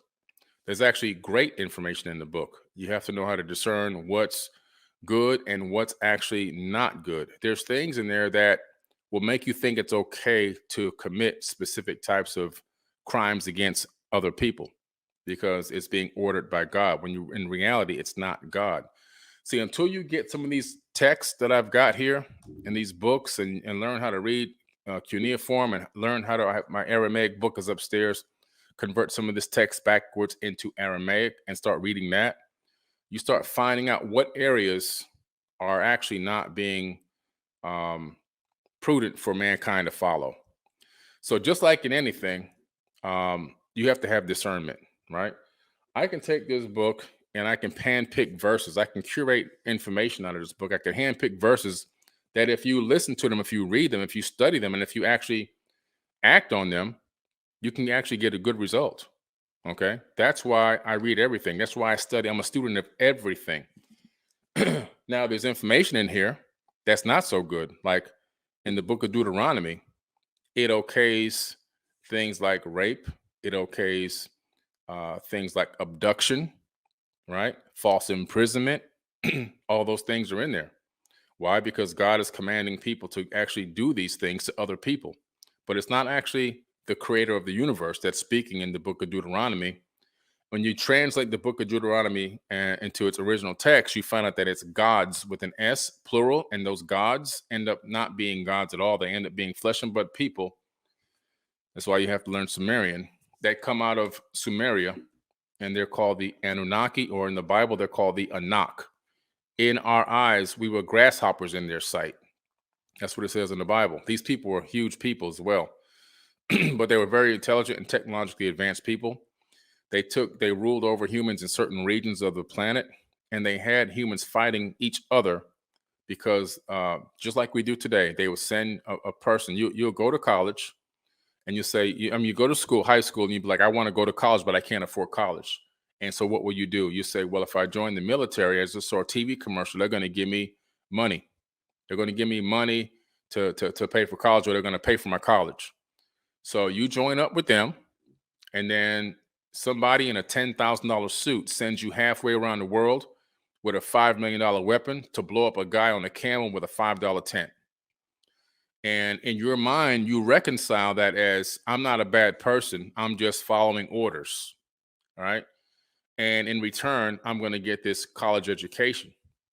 So if you take this back into the ancient times in the book of Deuteronomy, for example, where you see all these wars happening, where you have the quote unquote God talking and telling people to go to this city and kill the women, kill the children. It even says rape the women. That's the exact terminology. It's right here in the Bible. Look it up. Rape the women. You can actually take the virgins if you want. That's abduction, right? You can, false imprisonment. You can take the virgins and all that kind of good stuff. You can take the spoils, but bring the spoils back to me. This is a war going on against people that had masqueraded as gods and used human beings as chattel to fight their battles, just like they do today. A guy in a $10,000 suit sends a kid halfway around the world to kill somebody so we can steal oil. The same thing happens right now. Same thing was happening back then. They send you halfway around the world to go infiltrate a city and kill all the people and bring the spoils of war. And now that God, lowercase g, owns that property, owns that castle or that land, and now has control and rulership over it, and just gaining more control. There were these battles of the gods back in the day. These battles are in the Mahabharata, which I just showed you. The battles are in the Bhagavad Gita, which I just showed you. The battles are in the biblical text, in the book of Deuteronomy. The battles persist all throughout all the texts that I have. The book of Enoch, they teach you how to make weapons so we can go to war. I mean, I can just keep going on and on and on. And so what's interesting is this creates this warring mentality in mankind. This is one of the biggest problems that I have with believing in religion and not following the spiritual path. In religion, you become a zealot, and a zealot is extremely dangerous, okay? A zealot is extremely, extremely dangerous. Why? Because a zealot will do anything for the entity that they are worshiping or the subject or topic that they're worshiping. They will do anything that they believe is needed, including injure, hurt, or kill somebody. What you find when you look at ancient history and you look at the wars on this planet, you discover that the majority of the wars that happened on this planet were for religious reasons. In other words, more people have died due to religion than any other reason on the face of the earth. Again, like I talked about last week, the papal inquisitions. In order to bring Catholicism around the world, the popes for 700 years killed over 50 million people on this planet, killed and tortured. And if you don't believe this, just go to the museums. They actually have the museums. They're so proud of what they did. They have museums that show these death tools, okay? They have the Pope's spear. You know what that was? If you were a woman and you didn't want to worship their Lord and Savior the way that they wanted you to, if you didn't believe in that, or you were an indigenous person, right? Because they conquered these different cultures. What they would do is they take you, the chiefess of the town, of the tribe, and string her up and put this Pope's spear inside of your private part. The Pope's spear would then expand like this and pop on the inside and blow up the woman's private part. And then, of course, you would just bleed to death. What a horrible way to die. Then they had this other thing which looked like a pyramid with a spire on top, a very sharp, needle-looking spire on top, right? And that spire, what they would do is they would actually take a man. Let's say they came to your town, right, your tribe, and you guys weren't falling in line. Well, let me take the chief, and I'm going to tie him up to this tree, and I'm going to raise him up, and I'm going to drop him through the anus onto the spire, onto this very sharp stick coming out of this pyramid-looking thing. They have this inside the museum. And they would raise you and drop you, raise you and drop you, raise you and drop you while your entire tribe or your entire town watched this. And what was the purpose of that? The purpose was to force you into saying, okay, we're going to fall in line and we're going to worship this thing. Because if we don't, we're going to end up tortured like this. And by that method, over the course of 700 years, they tortured and killed over 50 million people. This is actual history. That made Hitler look like an angel. I mean, think about the comparison here. I mean, he killed 6 million. These people killed 50 million. So when you hear people saying that the good news was spread around the world, Christianity was spread around the world by love and everything else, no. Every country, every indigenous continent was invaded. The women and the men were murdered, killed, and raped and beaten into submission in order to take on this religious belief system. That's how it happened. If you look at the Arabs, right? You look at their Muslim belief. That was also put out there, and how they got dominant with it was to go and murder and kill. If you go to Egypt, whoever goes to Egypt with me this October, right? October this year, I think we're almost sold out. You better hurry up if you want to get a seat. We're only taking really 40 people. When we go to Egypt, we go to Coptic Cairo. Coptic Cairo is one of the oldest areas of Christianity that existed before the birth of Jesus. And in Coptic Cairo, the house where Jesus actually lived is still there. Yeshua, I actually was in that house now twice. I've been there. It's a shrine. He actually lived there while he attended the Egyptian mystery schools. And so you find there the history of the slaughter of the Arabs. You see, the people in Egypt, they never spoke Arabic. They never spoke Arabic. That's not their language. Just like Mexicans don't speak Spanish. Those people ain't Spanish. They're not Latinos. Those people are Mayans and Aztecs and so forth. And so what happened was the Arabs came there and they slaughtered and murdered so many people and forced them into speaking Arabic, which they still speak till this very day. They banished them from learning their own Egyptian hieroglyphs. So after generation, by the second generation, they didn't even know how to read hieroglyphs anymore. They just started teaching hieroglyphs 4 years ago in Egypt again in school. They had to rely on Germany and Japan and other archaeologists from other countries to learn how to teach them how to learn and read their own hieroglyphs. So it's pretty interesting. So again, that's another religious cult that had dominated the world at one time, and still is up and running. And when you look at the history of, like I talked about last week, where their belief system comes from, it comes from aliens. It comes from aliens. All right. This alien descends down and talks to this guy and tells him, hey, write this down. This guy can't read or write, so he has to hire another guy to come scribe what he's being told. And they turn that whole thing into a religion. Meanwhile, it suppresses women. It oppresses women. It's got things in it that if you don't obey it as a woman, you can be stoned to death and killed, just like in the Old Testament.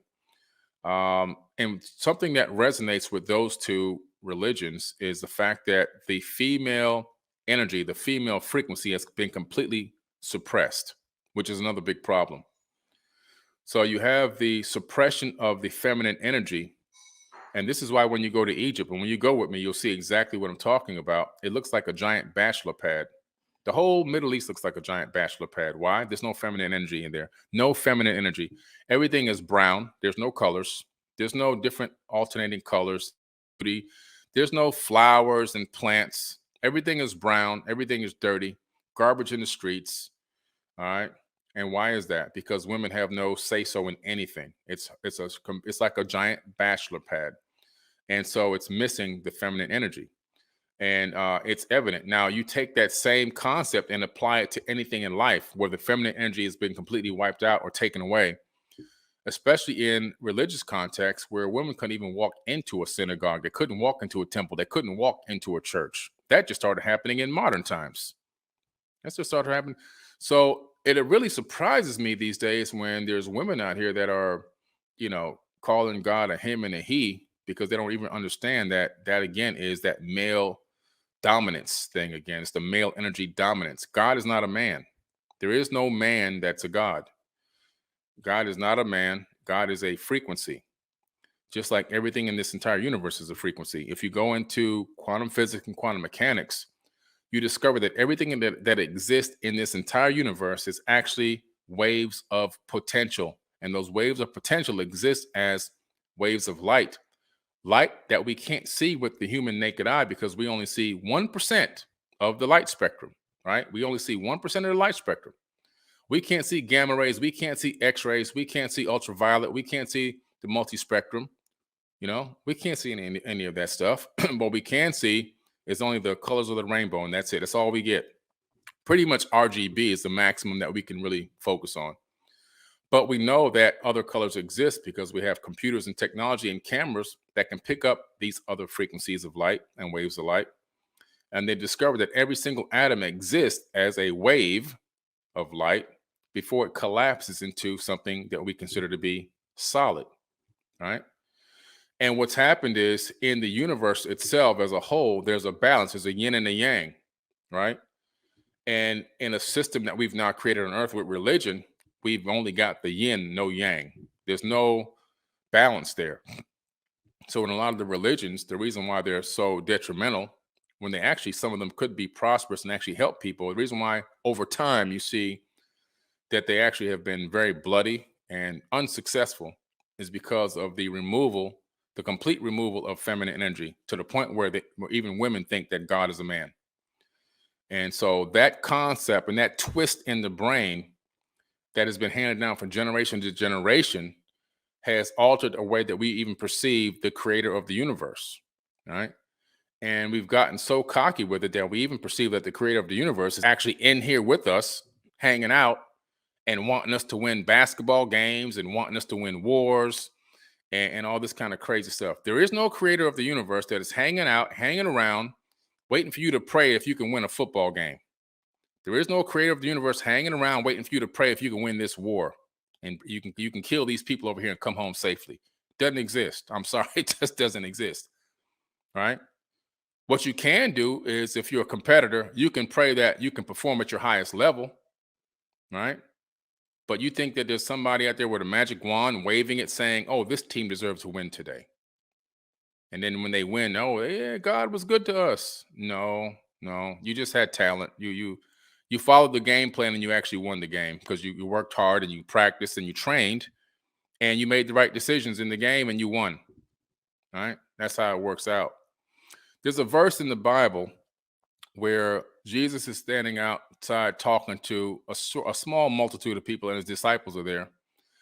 And there are some buildings off in the distance that are really old buildings. The tops of them are really dilapidated, and it's a very windy day. And two or three women were walking by the building when the wind blew. And when the wind blew, those stones from the top of that dilapidated structure fell and crushed them right there where they were walking.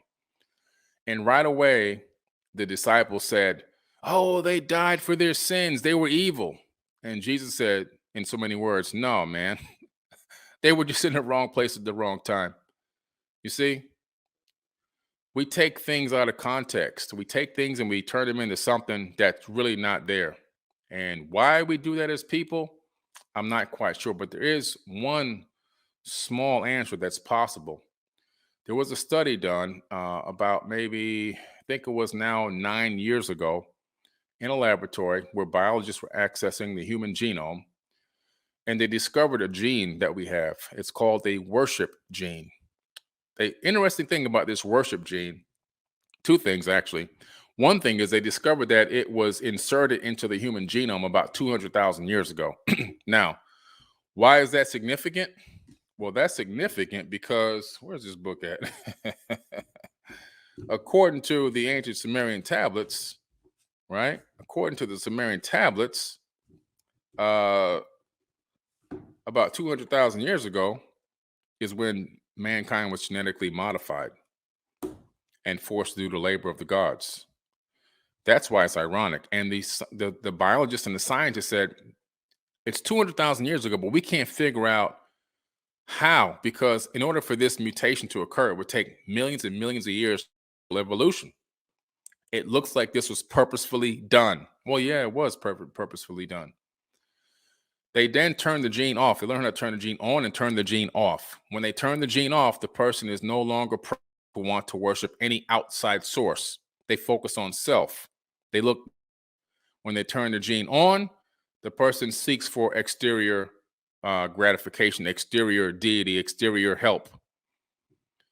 This is a gene, in my opinion, that was inserted at the time that telomere chromosome number 2 was cut out and fused together, and the telomere caps were put on. That's in the Tower of Babel incident. At the same time, I believe that they also inserted the worship gene. And what better slave to have is a slave that doesn't know it's a slave. So when you go to Egypt, you find that the people that worked on these pyramids, because the pyramids were labored on by actual people. Now, the architectural guide and the floor plan came from higher above, came from Thoth, the Atlantean priest king, for example, at the Great Pyramid. He was the master architect of that structure. The people did the work under his tutelage and his training and using his technology. However, what you find when you go there is they weren't slaves. There were no slaves building any pyramids in Egypt, not one. That information that talks about people being slaves in Egypt inside this book is actually false. When you go to Egypt directly, like I've been a few times, you find out that not only were they working out of their own, want and need to appease the gods, but they were also getting paid, and they even had health care. Yeah, health care. Thousands of years ago, they had health care. And when you go to Egypt with me, you're going to go to these locations. You're going to see the temples and the buildings and the structures where the workers would check in to go to work. They worked out of only one thing: to please the gods. They were paid very little. They were taken care of if they became injured, but they didn't realize that they were slaves. When they had the days when you would have to give your atonement, and you would have to go make your sacrifice and bring in your, cut up your, slice the throat of your calf, and bring in your first harvest, right? All those things. You're going to find out when you come to Egypt with me what that was for. That was for these people to get food and eat. They have the temples there, which we're going to visit the temples. And in these temples, they have these storehouses where when all these offerings would come, those offerings, because these people were not going to go out and hunt. They were not going to farm. They weren't going to go grow any crops. No, you bring me the food and the crops, and then I'm going to pretend to be your God, and I'm going to say, yeah, I bless you. And you go about your business. All right. You're going to find this out when you go to Egypt with me. And so they would store all this food in these storehouses that they had, these locked containers that they would have in the back in some of these temples. And it was purely for the gods to eat. Now, when I say gods, I do mean lowercase g. These are the Anunnaki people. They were just for them to have food. And they weren't going to go kill no cows. They weren't going to grow no cattle and all this kind of stuff. You just got pimped. And we're still getting pimped today the same exact way. You got the worship gene. You want to worship something on the outside. Everybody's focusing on the outside, outside. Nobody's focusing on the inside. That's where the big problem arises. When you're looking external for external salvation, I guarantee you will never find it. You will think you found it. You will convince yourself that you found external salvation, but in true reality, you only tricked yourself. The only way to receive a salvation is to go within. And you don't need any exterior source to forgive you and all this kind of stuff. You can forgive yourself. Matter of fact, until you forgive yourself, you're never going to be forgiven. Until you forgive I don't care if you hurt somebody, you did something to somebody, and then you apologize to them and they say, I forgive you. You're still not forgiven. Your conscience is still not fully satisfied until you actually look at your shadow face to face and say, man, I screwed this up bad. You know what? I apologize to them. I try to make everything right. And now all I can do is move forward. And you know what? I forgive myself. I have to learn from it. What can I learn from this? How can I become a better person from this experience? What can I glean from this mistake that I made? And once you understand that, and once you accept that, and once you understand how to change from that, you've now rewritten your DNA. You've just been born again. Yeah, that's it. There's no magic sky daddy out there coming down to hit you with a wand and say, oh, all your sins are forgiven. Like I said last week, the biggest problem with this forgiven sin thing is it gives people a way to escape taking full ownership of their screw ups. In other words, I can go out here and I can do something to somebody. I can blow somebody away. And then I can just go home and say, oh, please forgive me. And then the next thing you know, I'm good to go again. That's how they think it works. You see, that there's a big problem with that. That's actually doesn't work. You're fooling yourself. And so people use it as a crutch. Oh, I screwed up today. Oh, please forgive me. And then, I got a clean slate. That's what they tell you in church. Doesn't work that way. I'm sorry. Even if you read this book, this book doesn't even say it works that way. The Bible doesn't even say it works that way. And so what you have to do is you have to understand that you need to understand what you did. You need to face what you did, try to make atonement for what you did. And then after you've done all of that, forgive yourself and move on. That's forgiveness. Being born again is when you rise to a higher level of consciousness and you can look back on your previous level that you were at and go, wow, man, I came up here. I'm up here now. I moved up a notch. You were born again in a higher level of consciousness. Getting splashed in water and dumped in the ocean and all that stuff, waste of time. Means nothing. Waste of time. Taking a brand new baby and splashing water all over them, waste of time.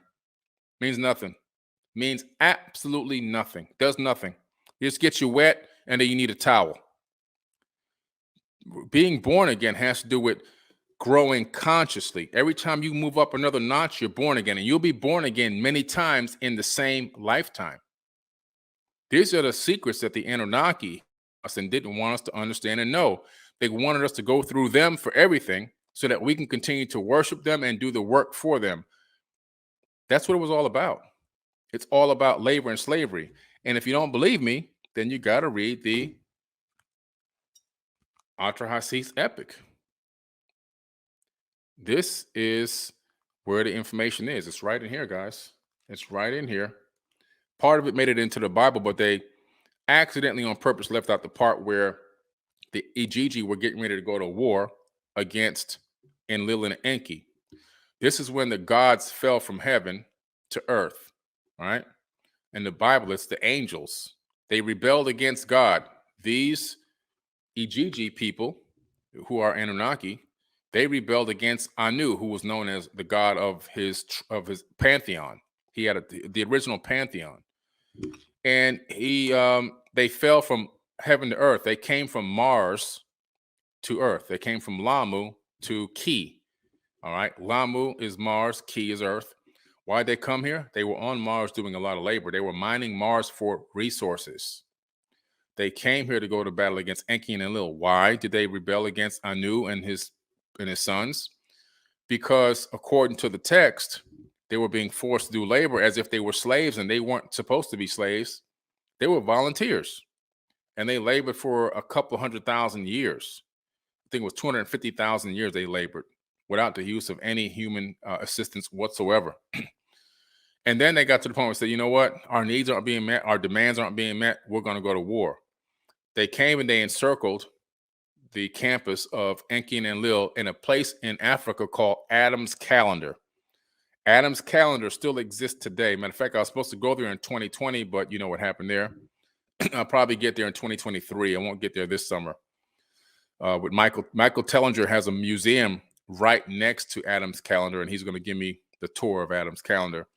Adam's Calendar is important because it's the oldest known gold mine discovered on Earth in Africa, and the organic material at the mine shows that it dates back to 200,000 years, exactly at the time I said about the worship gene, and exactly at the time that these people decided to go to war at Adam's Calendar against Enki and Enlil and Anu. Interesting that it all merges together. All right. And then they took women after they came to an agreement first that they would genetically modify the existing hominid on the planet, adding their essence to it, which means, some type of modification in some way, and make it do the labor. Once that was agreed upon, they said, okay, we're getting out of here now. We're not going to go to war today, but what we are going to do is we're going to take some of these women. And that's when the sons of God, which was the Ijiji, because they were all under Anu, made it with the daughters of men, and they gave birth to the Nephilim. Okay? All this is in the text, guys. This is all in the text. The Enuma Elish and the 7 tablets of creation. The Atrahasis epic. This is all in there. All this stuff is in there. The Sumerian tablets in the British Museum, the one where Isis gives birth to the Adamu. There were already a lot of people on the planet. Don't believe this thing about Adam and Eve were the first 2 people, and from Adam and Eve, you got 8 billion people on the planet. That's garbage. In the Bible itself, if you take your time and you actually read the Bible right, you discover that humans were created twice in the beginning. There's 2 humans that are created in the beginning. When you read the Sumerian tablets, you discover the same thing. In the beginning, it elaborates a little bit more. They created people to do the work. They took some of the people that they genetically modified and cloned them, and those people weren't able to mate. And because they weren't able to successfully mate, they weren't able to duplicate, and cloning was a very tedious process. They didn't have the manpower for that. So they started getting frustrated, but it did have a lot of people on the planet. And so what they did was they then did another experiment. Isis said, you know what? I'm going to take one of the women and I'm going to take her egg. I'm going to add our essence to it. That means some type of a genetic modification, or adding maybe the sperm. Maybe it's artificial fertilization. She inserts it into her womb. This is in Sumerian tablets. She then takes the term 10 months, not 9 months, but 10 months. It's very specific. In 10 months, she gives birth to the first Adamu, Adamu, which means first man. There's a picture of her etched into stone holding up the Adamu, saying, "My hands have created him."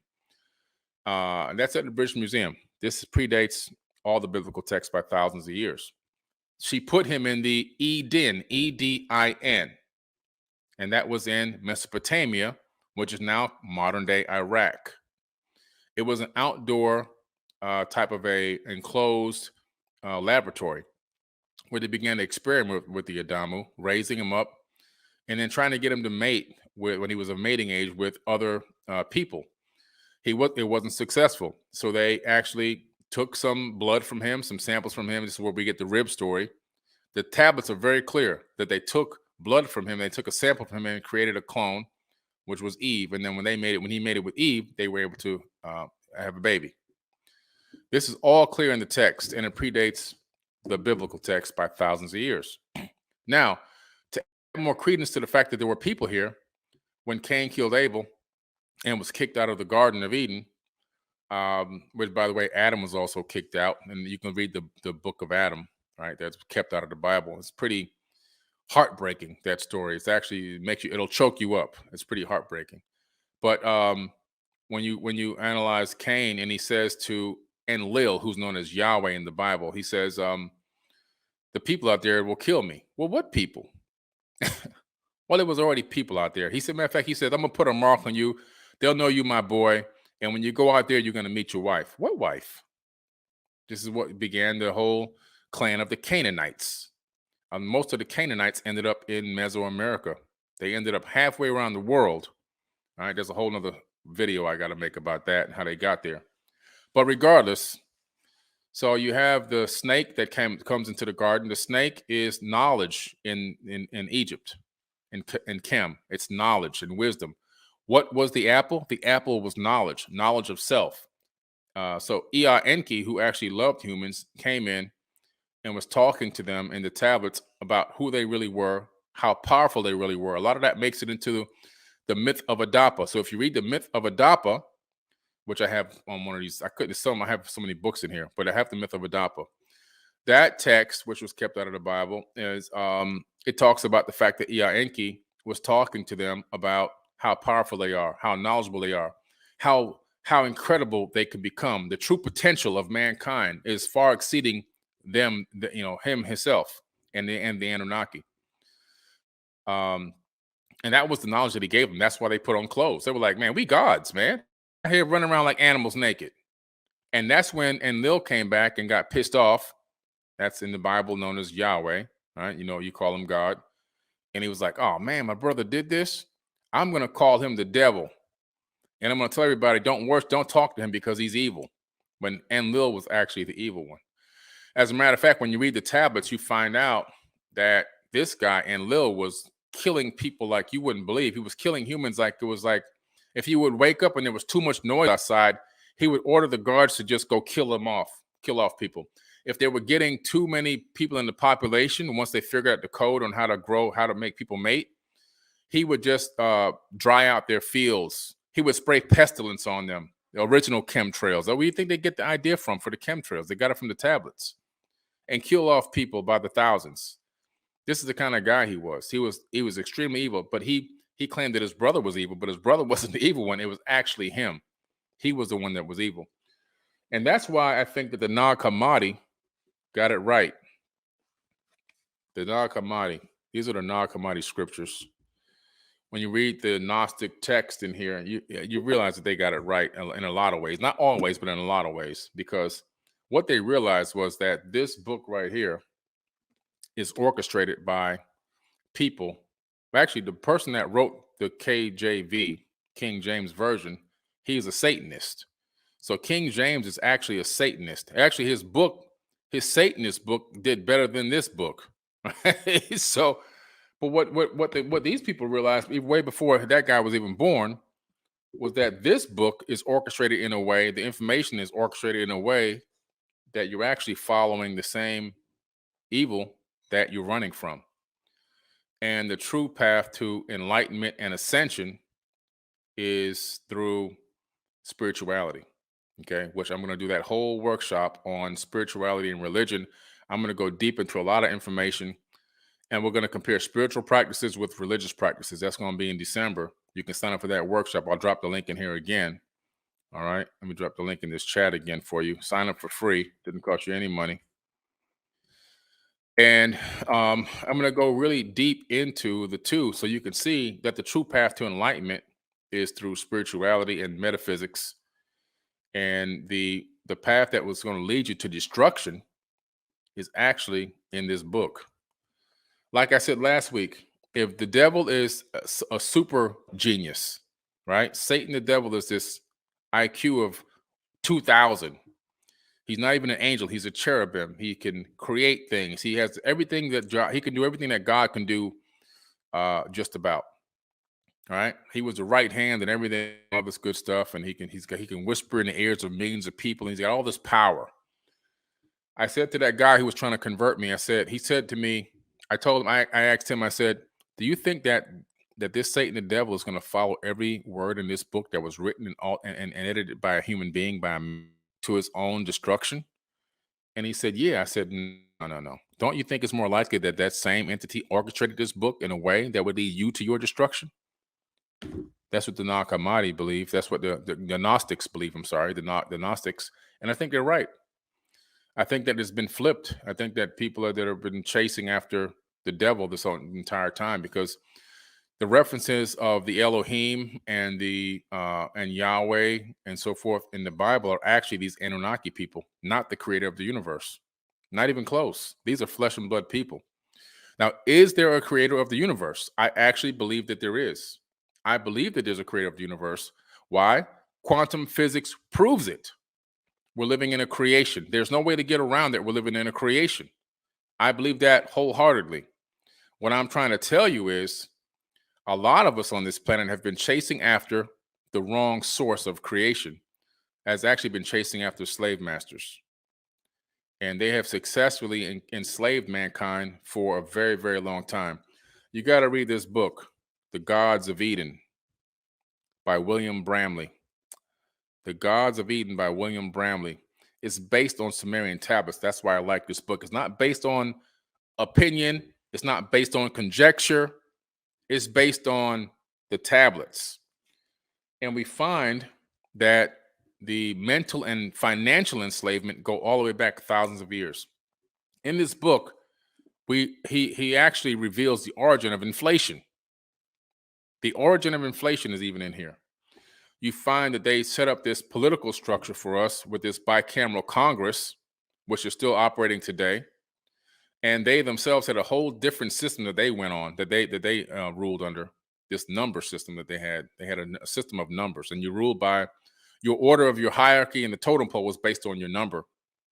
But they gave us this polytrick system. I call it polytricks, right? That's what they gave us, the polytrick system, to keep us embroiled in foolishness. And then what they did was they installed a monetary system that was set up from the beginning to give us inflation, so that we can stay financially enslaved. So we have to continue to work hard until we die. And so how it was set up initially, you'll find out if you read this book, The Gods of Eden by William Bramley. Let's say you had a farm and you had goats, right? And I had an apple orchard. And now I want some goats because I want to have, I don't know, I want to have some meat for my family. And you want apples because you want apples so your wife can make apple pie or whatever. I bring you a satchel of apples, right? Maybe 2 satchels for 1 goat. Now, when I get there, there's no goats. There's a celebration coming. It's one of these, Passovers or something, and all the goats are gone. I got there too late. Now, what'll happen is and we know this because we found all the tablets that actually have the IOU. So what I'm telling you is fact, right? So what happens is we get you drop off your 2 satchels of apples, and the guy gives you a stone tablet, which we have found and we have records of, that says, okay, I owe you a goat. So you walk away with this money, this dollar or whatever you want to call it, fake stone money that says, you can come back and get your goat later. You come back about, I don't know, 3 or 4 weeks, a month later, whatever it is. I really need to get this goat. You come back now because it's just a shortage and back order of goats. Guess what? That one IOU chipper for that goat is not enough to get a whole goat. You can only get half of a goat. You can only get half of a goat. Inflation right there. This is the system they put us on. They set this monetary system up for us. They knew exactly what it was going to do. It was going to put us in a situation where we'd always be in debt, and we'd work and work and work to try to pay off this debt, which means that we were working for them the whole time. You see, we're the prisoners and we're the prison guards. It's a great system. They got us fooled from front to back. This is what they did to us. And so now you go, damn, I can only get a half a goat. I don't have enough for a whole goat now because inflation happened. Supply and demand, right? This is the system that they set up, and they found over 1 million of these IOUs laying around. And so we've got these IOUs in museums and so forth, and in archaeological collections. So it's well known. It's not even hidden. But this was the very, very beginning. Okay, very, very beginning. Let me answer this one question right quick here too before I start to wrap this up. Somebody says, why do some people say the Anunnaki are reptilian? Now that's a good question. Anunnaki is not one race of people, by the way. Anunnaki means those that came from heaven to earth. So the Anunnaki could be any race of any person, any being from anywhere in the entire universe. It's not just one group of people. It's multitudes of people, right? So within the Anunnaki, you have some beings that look reptilian. You had the Ubaid people. It's pronounced Ubaid, Ubaid, right? You have the Ubaid people. And the Ubaid people, they look reptilian. There's statuettes of them. I actually have a couple of statuettes in my cabinet here of these Ubaid people. They actually, they found hundreds of them. Some of them look like they're more royalty and have a higher status. And some of them were just wearing loincloths, which means they were working status. There's Ubaid reptilian people breastfeeding babies and everything else. They lived here. They were here before the famous Anunnaki arrived here, the ones that we talk about the most that actually look more like humans. They were here before they even arrived. And their culture was out there again in Mesopotamia, and remnants of their civilization is still there out in those deserts. Okay. There's evidence of some type of war because some of the structures that they were living in turned to glass, which means we're talking about 3,000 degrees temperature, which means we're talking about vitrification. When you heat up sand to 3,000 plus degrees, it becomes vitrified, which means it turns to glass. The only way to make a heat that hot is through some type of a blast. And right now, the only way we can do it is with a nuclear blast. So there was some type of war back then that eradicated these people at that particular time. Let's see here. I see somebody quoting from the Emerald Tablets. Deep in Earth's heart lies the halls of Amenti, neath the island of the sunken Atlantis, halls of the dead and halls of the living, bathed in the fire of the infinite all. That's from the that's from the Emerald Tablets of Thoth. Powerful stuff. Okay. Moon Goddess, selling debt, a great system. That's right, Moon Goddess. They really figured this thing out. Install a religious system, install a worship gene, get people to bring you all their food by bringing all your offerings to them so they can have supplies of food. You'll find when we go to these temples that they even had hidden chambers in the temples where the pyramid priest or the temple priest would go hide, and then they would talk through these little mouthpieces that would create an echo inside the temple, and the people would think they're talking to God. They were just talking to priests that were hiding behind the walls, talking through these little channels that would magnify their voices. There was no God there. It was just people. Okay. They would take all that food and all those donations and put them in the storehouse, and they would have food and stuff for months. That's what they did. All right. The Conscious Conqueror says, where have the Anunnaki gone? Well, there's a twofold answer to that question. One is at the end of the last pyramid war that was started by Amun-Ra, also known as Marduk. And where can you find Marduk? You can find him right in here. Where else can you find Marduk? You can find him right in here. You can find him right in here. You can find him in the Torah. You can find him, which is upstairs. You can find him in the Jewish American Library. He's everywhere.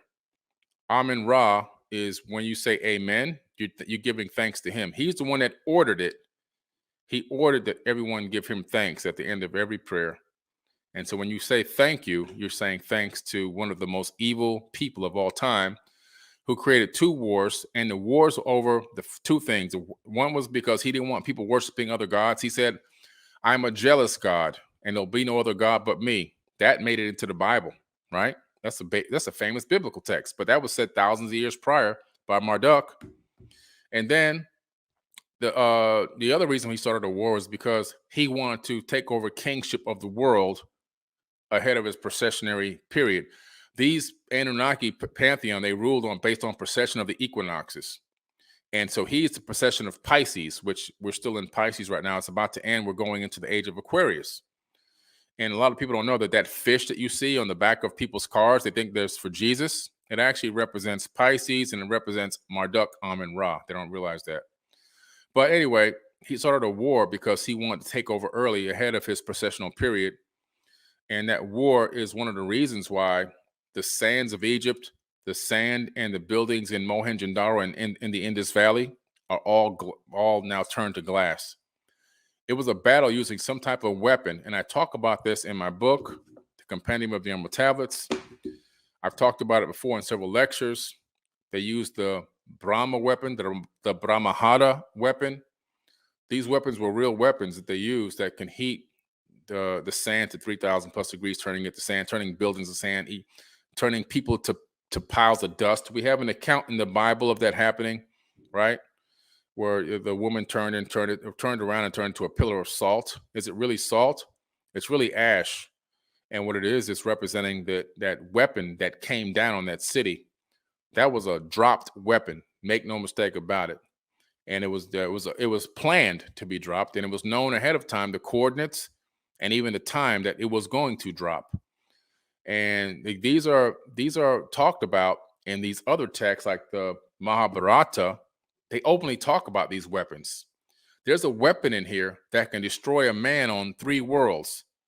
They have weapons that can destroy planets in these texts. Do you think these people were sitting around 10,000 years ago? Let me write a fictional story about a weapon the size of a planet that can destroy planets. No, didn't happen like that. These people only wrote down things that were important. They didn't have time to rewrite and play. Just surviving on a daily basis was hard enough a lot of times. They wrote down important things. And so the Anunnaki, to answer the question, some left from the war. And the second part is some didn't leave. Some are still here. And their bloodlines most likely are still here. Like, for example, I believe that Yeshua is a demigod, part human, part Anunnaki. And the reason why is because when you read the Apocrypha text, you find out that his grandmother, Mary's mother, was also a virgin birth. How do you get a virgin birth right now in today's age? You get a virgin birth by in vitro fertilization. And I believe that either Enki or maybe even Enlil, one of those two, are the father. And I think it's in vitro fertilization. And I believe that even the Merovingian bloodline still exists today, which would be the bloodline of Jesus, because they found the book of Jesus's wife, which is at the seminary at Harvard in Boston. I had it in my hands in 2018. And so he never got crucified. That story is a fabrication of Rome. Never happened. If you read the Sinai Bible, which predates the King James Bible, Jesus never got crucified. Matter of fact, he most likely got married, had kids, and that bloodline is still on the planet today. The bloodline of Enlil, a bloodline of Enki. These people, they're still walking on the planet till this very day. When you trace back, when you go to the Sumerian kings list, and you analyze the names on that list, and you then fast forward in time to where you see it after the flood, where kingship was handed over to man, and they were mating with a human to create a demigod known as a pharaoh that would be the liaison between humans and the gods. And then the pharaoh is bloodline. Then the pharaohs would then, give birth, and that bloodline would maintain until the Egyptian dynasties were overthrown for the 7th time, and they started migrating across Arabia up into Europe, where along the way they're mating, having babies, and everything else. They turn from their original race into a more of a Caucasian race by the time they get to Europe, but they're still keeping all the traditions. This is why when you go to England, you go to the palace, right, where the queen is, you're going to see all Egyptian motif there. And their own words, they said, we have the right to rule over mankind. They believe it's because of their bloodline. It traces all the way back to the Sumerian kings. Faintly by now, obviously, but their concept and the idea is there that they're in some way related to these people, and so they believe that they have the right to rule over the planet in the way that they do. All right. So, and the answer is that they're gone, but through bloodlines, a lot of them are still here. Uh, let's see here. I just answered that one.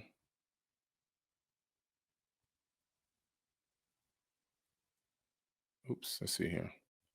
There's two types of blood types: RH and RH negative and RH positive. Wonder what that means. Well, Grace, I have R negative, and so did my mom. It's kind of a rare blood type, and my mom almost died having my brother. She started hemorrhaging, and they couldn't get it because only 15% of the world have that blood type. So it's pretty interesting. There's still a lot of research being done on it. It's a rare blood type. There's a blood plasma bank here in my city that I go to every 3 months and donate my own blood in case something happens to me. I can get blood to for transfusion. If I'm out of the country or I'm gone somewhere, I'm in trouble. You know, uh, a lot of the scientists they say that the RH is a rare blood type, and they don't. They call it alien blood, but I don't know if they're calling it alien because of aliens, but they're just saying that it's not something in the normal blood pool. But it's pretty interesting. It does have some benefits, but it also has downfalls. Obviously, one of the benefits of this blood type, and you can't AIDS virus doesn't bind to the cell. So it's very difficult to get. They found that, through studies that people with that blood type, they just don't get AIDS, things like that. But, like I said, it has its positives, but it also has its negatives as well. Um, so it definitely is interesting. It could be a throwback from these Anunnaki people. Let's see here. Let's see. How do you change religious genes in others? Great question, Ashley. The only way to do it is they have to do it themselves. And it takes them, first of all, realizing that the information that they were born into and bred into to believe is faltered. It's not accurate. And once they can come to the realization that the information that they've been believing in their entire lives is actually not 100% true, it's like when you're a drug addict or an alcoholic. The only way to overcome it is you have to admit that you have a problem. So until these people actually fully face the fact that what they've been born into is not actually real, or it has a lot of holes in it, let's say, and start doing research, then and only then will they begin to rewrite their DNA. So, DNA can be rewritten, it can be changed, it can be altered. We know this through simple experiments. If you speak positive affirmations out loud to where you can actually hear your voice 3 times a day for 21 days, your DNA will be rewritten because of that. We know this in science fact, not fiction. The same thing for these people. When they come to the realization that they need to dig a little bit deeper, and then they start buying books, and then on their own volition start doing the research and start doing their own studying. There's one thing that's accurate in this Bible. It says, study to show thyself approved. And I agree with that 1000%. Study to show thyself approved. When they begin to do the studying and all the research, and they start to read and analyze all this text, right? And they go, oh man, this is not what I thought it was. And the realization hits them, there's a whole lot more that they can learn.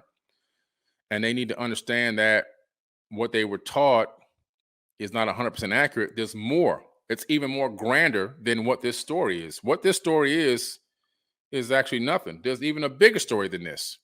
And so instead of being intimidated by the fact that this book is not accurate and there's a lot of misinformation in it, be more excited that it's even more grand than what they even thought. And there's a lot more to learn. There's a lot more to understand. The universe is incredible. Our connection to the stars and other beings is incredible. There's a whole nother reality going on behind this reality. and there's a whole nother path to ascension that you didn't even know existed. And that's when they'll begin to rewrite their that worship gene and change it, and go start to look within instead of looking outside. Oh yeah. Elvis says DNA slicing for decades. Oh yeah, that's for real, man. They've been slicing that DNA up for a long, long time. It's something that they'll never stop doing that. I'll tell you what, one thing they have figured out.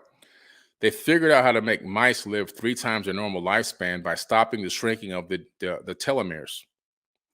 Now, what's interesting is if they can do it in mice, then they can already do it in people. It's just a matter of can you afford to pay the fee?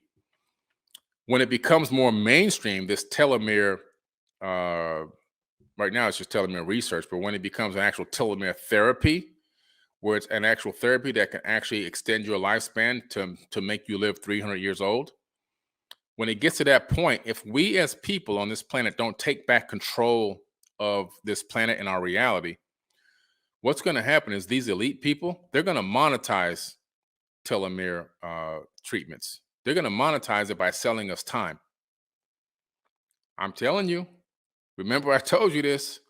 If we don't take back control of this planet, who we are, uh, we need to change this whole economic system. We need to change this whole political system. If we don't take back control of this planet from the elites, what's going to happen is when this telomere research turns into actual telomere treatment and it's actually really working well, man, you don't want to be sold time, because that's what it's going to come down to. I'm just telling you, that's what it's going to come down to. How do we take back our sovereignty?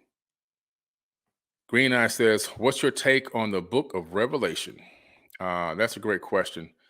The book of Revelation is Revelations is a very interesting book. You know, it's this end time preaching that has allowed a lot of preachers to make a lot of money and has allowed them to build these mega churches and everything else and lure a lot of people in. And it's always the end times. But I'll tell you, there is no end time right now. We're not even close to an end time right now. And the reason why I say that is there has been far more darker periods and eras in time on this planet than we are in right now.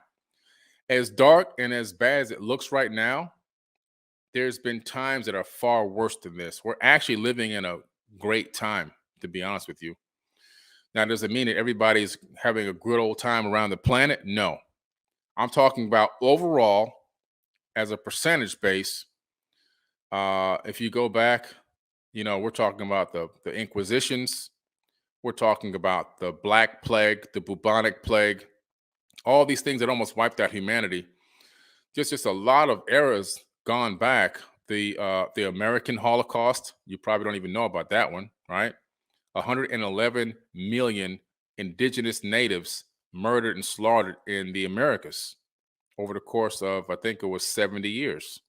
111 million, almost killed to extinction, these people. All right, so we're not even close to the end times. The end times would have happened all the way back then, when 80 million were getting killed, when 111 million were getting killed, when the bubonic plague was wiping out the planet, when the Black Plague was wiping out the planet. So we're talking about a writing that is trying to lash out at the people of that era, and also trying to convince people to join a cause, really, and that there will be this, and to give people this solace and peace that the trauma and the drama and the issues that they're going through right now will be rewarded greatly. But in true reality, it still was relying on external aid, external sources, external help, and external assistance, which just is not the case. It was written for a time in that era, but it has no application to us whatsoever right now. One thing that's interesting in that book, if you read the book of Revelation, you find out that it's talking about reincarnation and the fact that you come back as an actual person with a name, with a new name and everything else, and a new body. It doesn't say you're going to be this etherical being of light floating in dimensions. It doesn't say you're going to be in higher dimensions floating around and without a body. No, it says you're going to come back with a new body and a new name. It almost kind of really talks about having a breakaway civilization on another planet. You get taken to a new planet and you put inside this new this new city being built, right? This new Jerusalem and all this kind of stuff. So it's pretty interesting, far out stuff. But I don't think there's any end times coming anytime soon. I don't think we're even close to an end time, in my personal opinion. Even the Cold War was fake. People thought it was going to be the end times with the Cold War against America and Russia. Listen to me. Russia and America, no matter what you see on the news, are the best of friends. They're the best of buddies. Always have been and always will be. The Cold War was a money-making, multi-trillion-dollar opportunity, and they took it. And they pimped a lot of people around the planet and put a lot of fear on a lot of people and traumatized them for this war dollars, which funded a lot of private corporations, which they sat on the boards of, these poly tricksters, and they all made money and they retired as rich fat men. That's what the Cold War was about. While the whole Cold War was going on, America and Russia were having a good old time on science and science experiments and space experiments and all this other kind of stuff. America and Russia are the best of friends. Always have been and always will be. The only people that don't know this are the working class people that were tricked into thinking that they're our enemy. The people on the higher levels, it's just a charade, okay? Just a big charade. I like this by Len Gaffney. Fear is a low vibration emotion. And so what the Anunnaki have done by creating this religious system, by making us worship them, by installing a worship gene and making us look externally for help and assistance, they have actually activated the fear. And by activating fear, what you see, one thing they use to get people to do things. Right now, if you turn on the news, it's fear, fear, fear, fear, fear. And then they make you do whatever they want. They say, you got to go do this, and you go do it because you're afraid. And so that's not a new thing. It's an ancient thing. And so they use fear. And fear is a frequency that can be used to manipulate you. And they knew this. So let's get them begging and praying to us and hoping and wishing to us so that we can become energy vampires and eat all their energy, drain them emotionally, drain them financially, drain them spiritually. Now we control them. We can mold them. We can manipulate them into doing whatever we want. That's why fear is dangerous. It's a choice, but most people don't know that, right? All right. Mook the Messiah, Blue Avians, can you explain anything, please? Blue Avians don't exist. It's fake. There's a book in here. I have a book. That whole Blue Avian story was made up from a book. The person, I'm not going to name any names, so y'all know the name of that person. There's a book. I have it here in the house. So find that book. It's an old, little-known book. Let me see if I can find the name of this book right quick while I got y'all on. That story was copied out of this book written by a woman and turned into a whole TV show and everything else. And nothing but a whole bunch of fake stuff. And they took the story and turned it into their story and made it into this whole big thing and tricked millions of people and had millions of people watching this stuff every single week until it finally got canceled when the people that were producing it realized it was fake news. The book is called Alien Contact and the Messages They Bring. Alien Contact, the Messages They Bring. It's a book that was put into print in February 14th, 2006 by Bonnie Meyer. And the story in this book is the Blue Avian story that a guy took and copied the whole story and turned it into his old alien abduction story and what he was doing with them and everything else. The whole thing was stolen from this book, Alien Contact, The Messages They Bring, February 14th, 2006. A little known book that hardly anybody knows. The book only has 10 ratings on Amazon. That's how little anybody knows of this book. But I got all the books and I read everything. But that story was copied almost word for word out of that book. It's a fake story made up to make a whole bunch of money off of somebody else's book, really. Okay. And the last thing I'll say, fear, false evidence or fake evidence appearing real. That's right, Silver Fox. That's exactly what it is.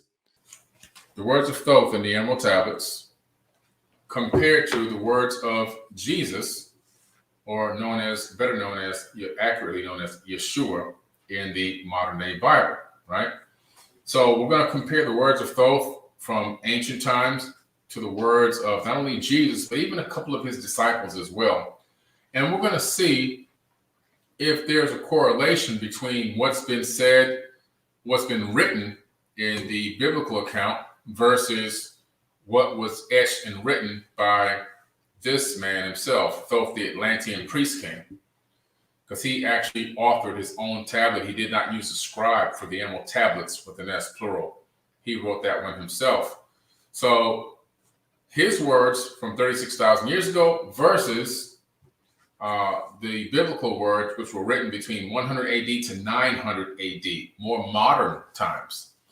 As a matter of fact, when people try to tell me that I'm into this new age stuff, I go, no, actually, you're in the new age. I'm in the old age.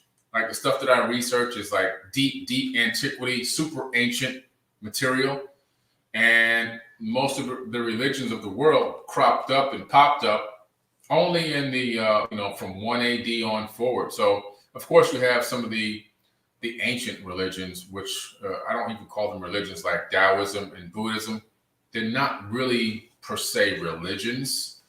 I'm talking about things that can literally turn you into a zealot, Judaism, Christianity, Islam, things like that. Those are New Age religions, Jehovah's Witness and all these things. They're all fairly new. They just popped up on the scene. They didn't exist in ancient times. They're all fairly new.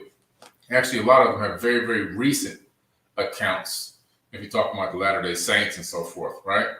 So we're going to take a look into Thoth's work in the Emerald Tablets, and we're going to see some of the correlations between ancient text and the modern Bible, and then you be the judge. Which came first, the chicken or the egg? Okay, that's what we're going to take a look at.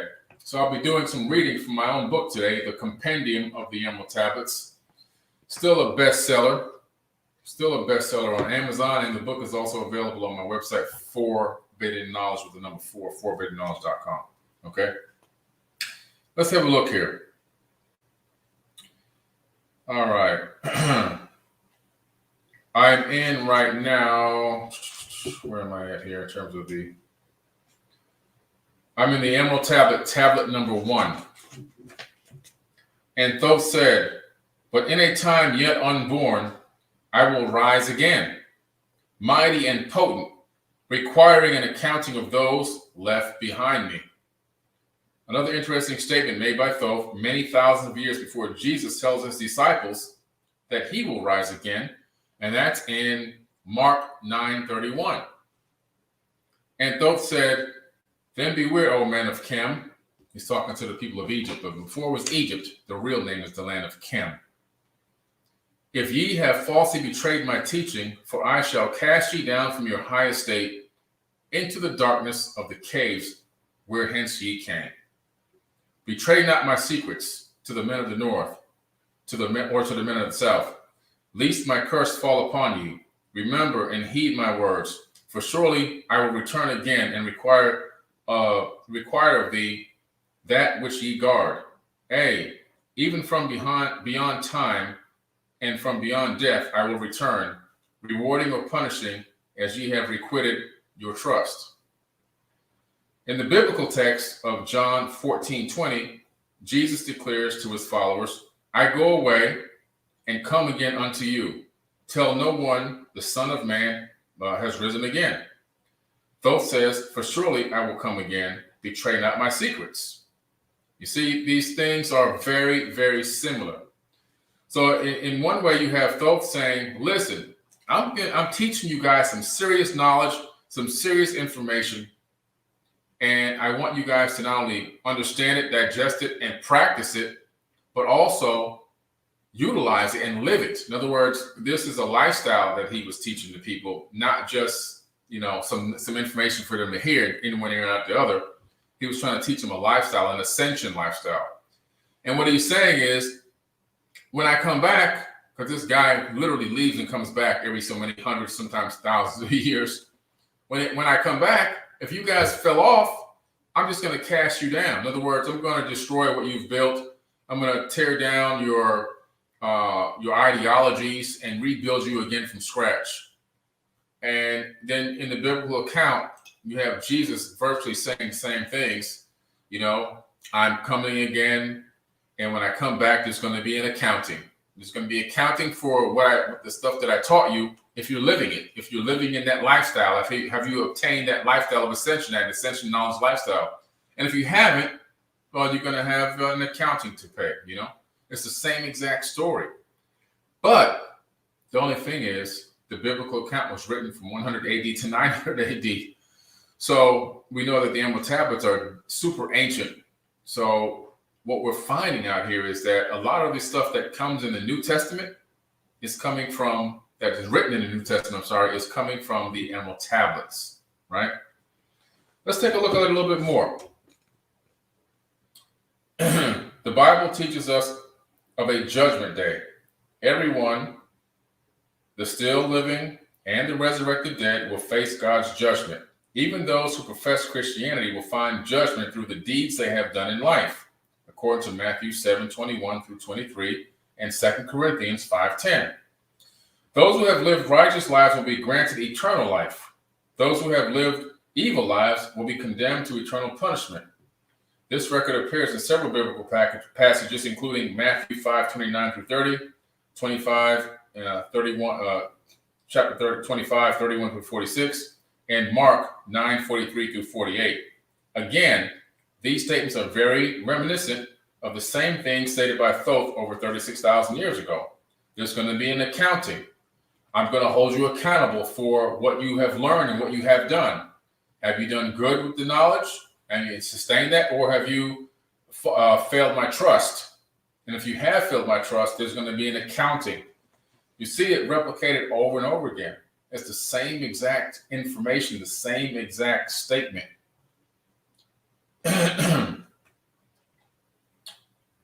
Did Jesus Christ, who's also referred to as Yeshua, teach reincarnation?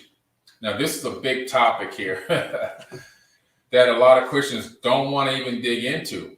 The fact that Jesus, his teaching was primarily about reincarnation, not about death and that's it and it's final, and then some kind of magical way you appear in the afterlife. Actually, that's not even what they teach. So, me being a student of Christianity and the Bible and many other religions as well, this is the actual teaching that you're taught in that faith. So, if you're living the Christian lifestyle and you accept Jesus Christ as your Lord and Savior, then all your sins are going to be forgiven, and you have a chance to be, raptured up into this heavenly paradise. Now, there's a little bit of a glitch with that. In some accounts, you don't get raptured until the second coming of Christ.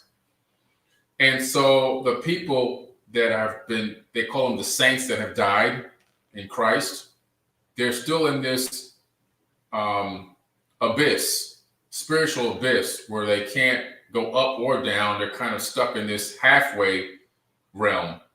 And they've been there for now thousands of years, literally, and still waiting and waiting and waiting and waiting for this magical second coming, of which they will be magically raptured up into heaven. So I don't know. When you analyze some of the stuff that's written, you can clearly see when a man's hand and a man's consciousness is guiding some of the information and altering it and changing it to their own preference. And the fact that there's evidence of this is William James Darby, who actually added the rapture to the Bible as a footnote, I believe in 1835, and which much later became part of doctrine as pastors realized that, hey, we can utilize this to gain more followers to the faith. Okay, we give them the fear factor, but if they really, really, really try hard and they really give their life to this thing, and of course, and all their money, then they have a chance to get raptured away and not face everlasting damnation. You see? It's all about control of people. Okay, that's what it's all about. It's all about the control of people. Thank you, Konifa, for the donation. It's all about the control of people. So let's go back in again. So did Jesus teach reincarnation? Additionally, reincarnation appears in the Old Testament. Read the last words of the Old Testament in the book of Malachi. Behold, I will send you Elijah the prophet before the coming of the great and dreadful day of the Lord, and he shall turn the heart of the fathers to the children, and the heart of the children to their fathers, lest I come and smite the earth with a curse. Malachi 4, 5 through 6. Here is God speaking through Malachi. He was a famous prophet, often quoted by great leaders throughout history, including U.S. presidents, Donald Trump, and actually saying that Elijah is going to come again. Now we find Jesus making the same statement in the book of Matthew. Jesus says, among them that are born of women, there hath not risen a greater than John the Baptist, notwithstanding that he is least in the kingdom of heaven and is greater than he. Matthew 11:11. What they're saying is that these people that die are coming back. It's pretty interesting. Then he says, and if he will receive it, this is Elias, which was for to come. Matthew 11 through 14, meaning his coming was prophesied. Therefore, Jesus said, he came, he was beheaded. They did with him what they would, and so they will do the same to me. They predict their comings and their deaths and their returns again, which is pretty interesting. And it's the same thing that Thoth says happens in the Emerald Tablets. Scriptures concerning the coming again of Elijah flow so prominently throughout the Bible that anyone can accept the fact that they appear within the context of an already established canon. If reincarnation is so important, why is it not taught in the West? Obviously, this guy dies and he comes back again. And it's talked about over and over and over again, the fact that now he's not coming back again in the spirit, he's coming back in the flesh. There's even more places, even in Revelations, that it talks about getting a new name and a new body and coming back again in a physical body. Not in a spiritual body. It's in the book of Revelation. In a physical body with a new name, you come back, you're born again. You get a brand new body and a brand new name. And Thoth said, great were my people in the ancient days, great beyond the conception of the little people now around me. Knowing the wisdom of old, seeking far within the heart of infinity, knowledge that belonged to the earth's youth. Wise were we with the wisdom of the children of light who dwelt among us. Strong were we with the power drawn from the eternal fire. In Matthew 3:11, John the Baptist says, I baptize you with water. He shall baptize you with fire. It's the same thing. And then Thoth said, and all of these, the greatest among the children of men was my father, thought me, keeper of the great temple, link between the child of light. Thought me is a Sumerian god Enki. Also, John 12:36 records the words of Jesus, believe in the light that you may be the children of light. It's the same statement. It's the same exact statement, guys. It's the same exact statement. Thoth says, thought me, the keeper of the great temple, link between the children of the light. And then John says in 12:36, believe in the light that you may be the children of light. Same thing. This New Testament context is coming directly from the Emerald Tablets. And Thoth said, who dwelt within the temple of the races of men who inhabited the 10 islands, mouthpiece after the 3 of the dweller of Unal, speaking to the kings with the voice that must be obeyed. Grew I there from a child into manhood, being taught by my father the elder mysteries, until the time grew within the fire of wisdom, until it burst into a consuming flame. Thoth is literally talking about the fact that he's already gone into this mystery school. He's now part of this mystery school, these teachings by these ancient elders that are literally enlightening him and giving him the knowledge and the wisdom that he needs to last for millennia, and then teach to people that will then take a fractal of that knowledge and it will last for a millennium. And what's interesting is when you look at the Gospel of the Holy 12, which is a little unknown scripture where it talks about Jesus going to Egypt and actually basically attending the Egyptian history schools. What do you think he was learning? He was learning this. The founder of the mystery schools, Thoth, he was learning directly from him. He was learning these same exact words and these same exact principles and ideologies in which he was regurgitating literally to the people of his era and of his time, because I do believe that he was a man that really walked, because I've been to the house that he lived in Egypt. Okay, it's a real place. He was really there. He actually lived there. It's a shrine now.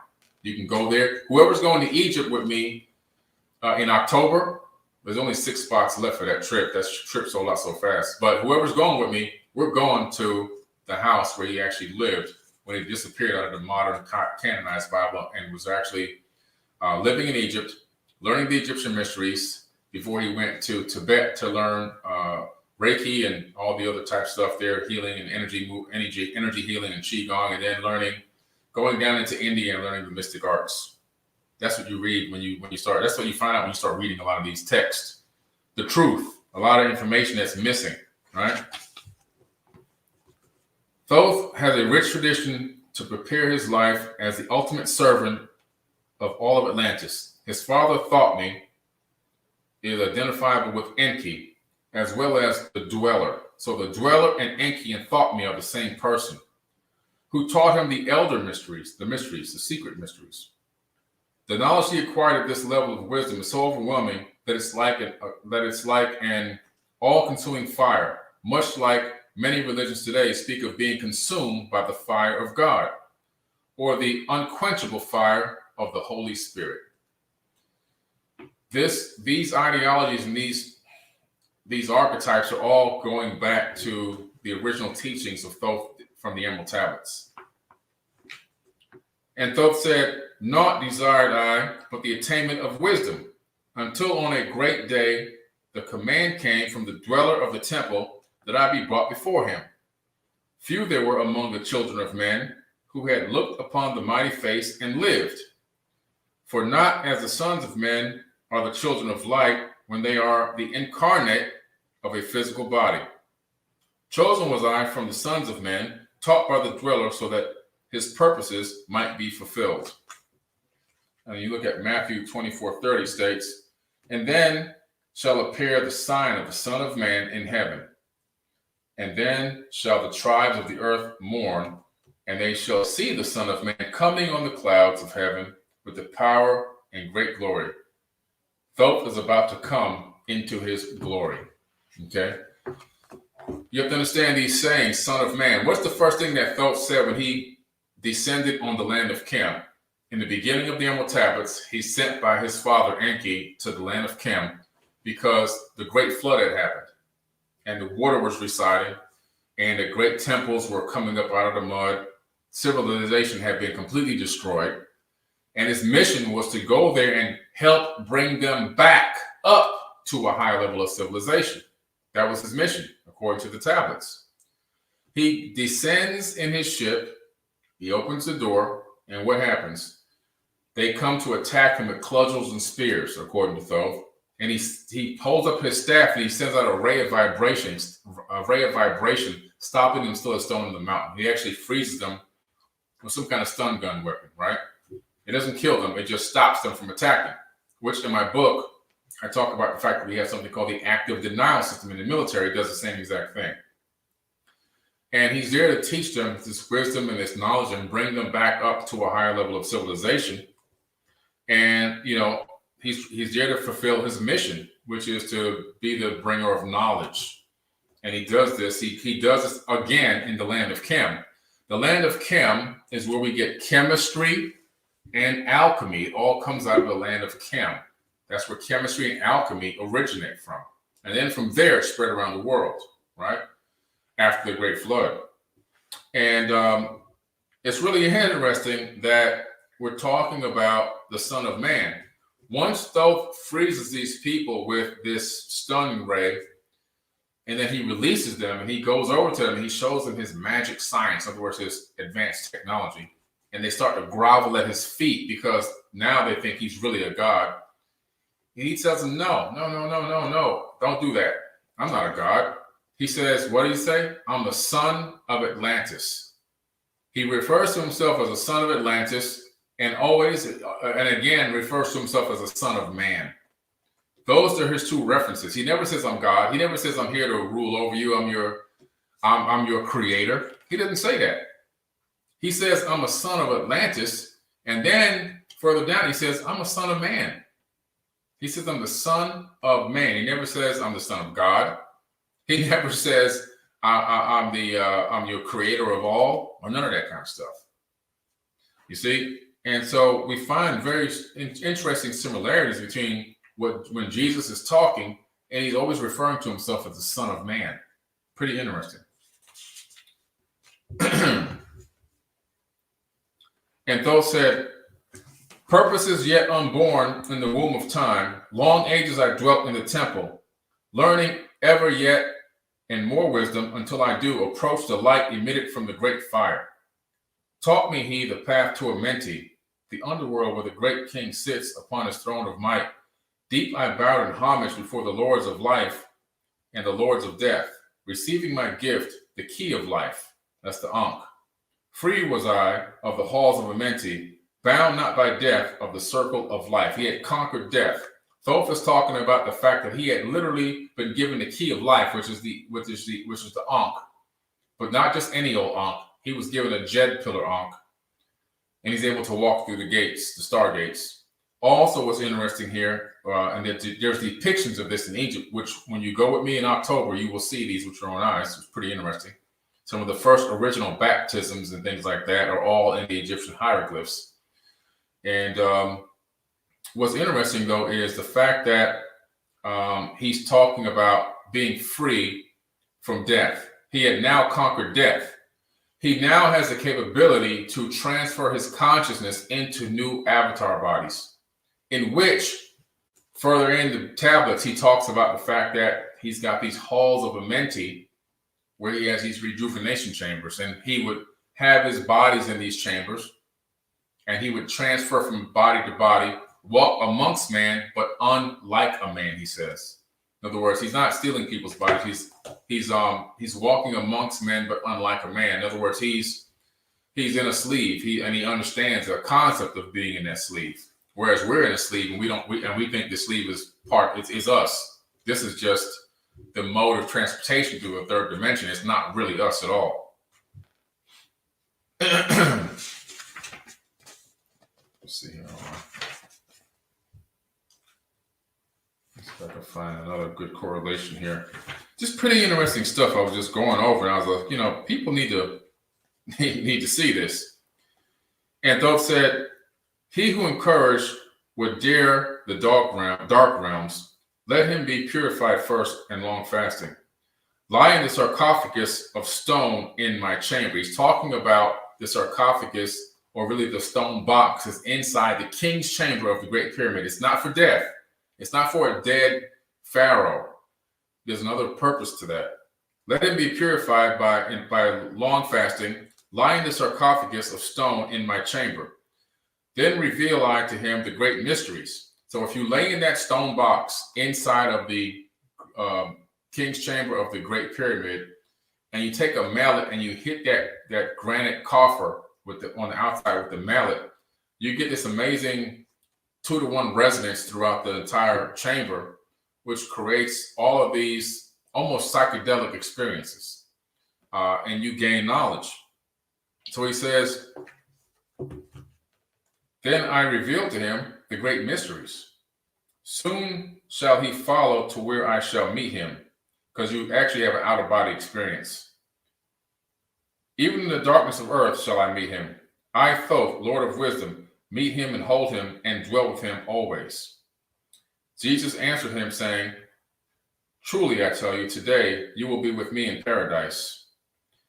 It's the same exact scenario, same exact sentiment, just said slightly in a different way. Pretty interesting. There's so many of these in here that I can go on and on and on. And what we have to understand is that a lot of the verses where Jesus, really Yeshua, is speaking in the Bible is really fragments and fractals of what he learned in the Egyptian mystery schools that was taught by Thoth, the Atlantean priest king, and what he wrote in his emerald tablets. He was almost quoting this stuff, putting his own slight spin or turn on it, or generalizing it, but this is where he got the information from. This is why this book has done so well, because people, I mean, you can go on from page after page after page with this kind of information, and you'll find that there's a lot of correlations between this and the Bible. And you have to, again, ask yourself, which came first, the chicken or the egg? That's what you have to ask yourself. Which came first, the chicken or the egg? And it's pretty deep because he goes into cymatic frequencies. He goes into all these things. He goes into the mystery of 369 by Nikola Tesla, before Nikola Tesla was born, right? Nikola Tesla most likely learned it from the Emerald Tablets as well himself. So it's just really interesting to me that we have, these correlations.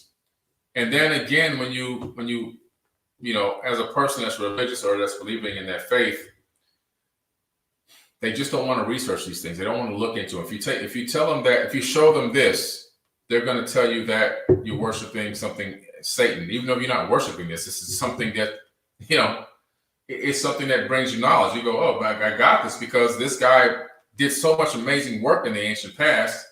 I want to learn about his wisdom and his knowledge. And if you start looking at things like this and researching things like this, then you're a demon.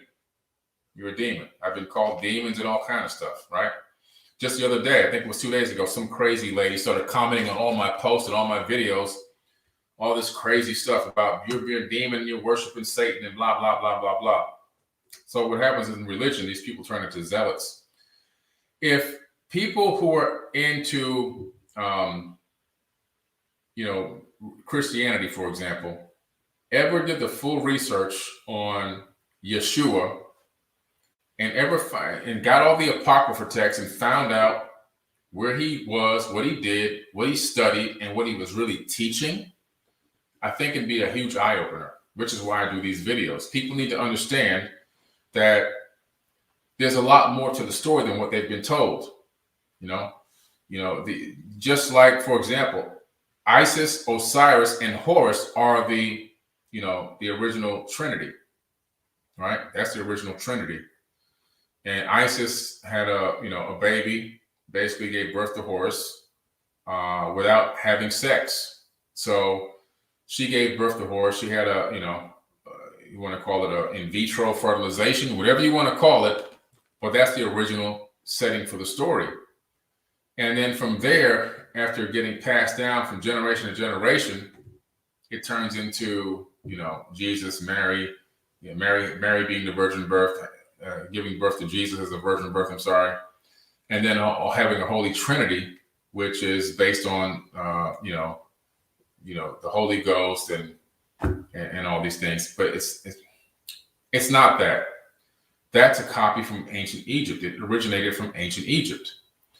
But the problem that we have is people don't like to do the research. They don't like to study. That's why I made a book like this where you can go read verse by verse and you can break down tablet verses versus biblical verses, and you can kind of see where a lot of the information really truly originated from.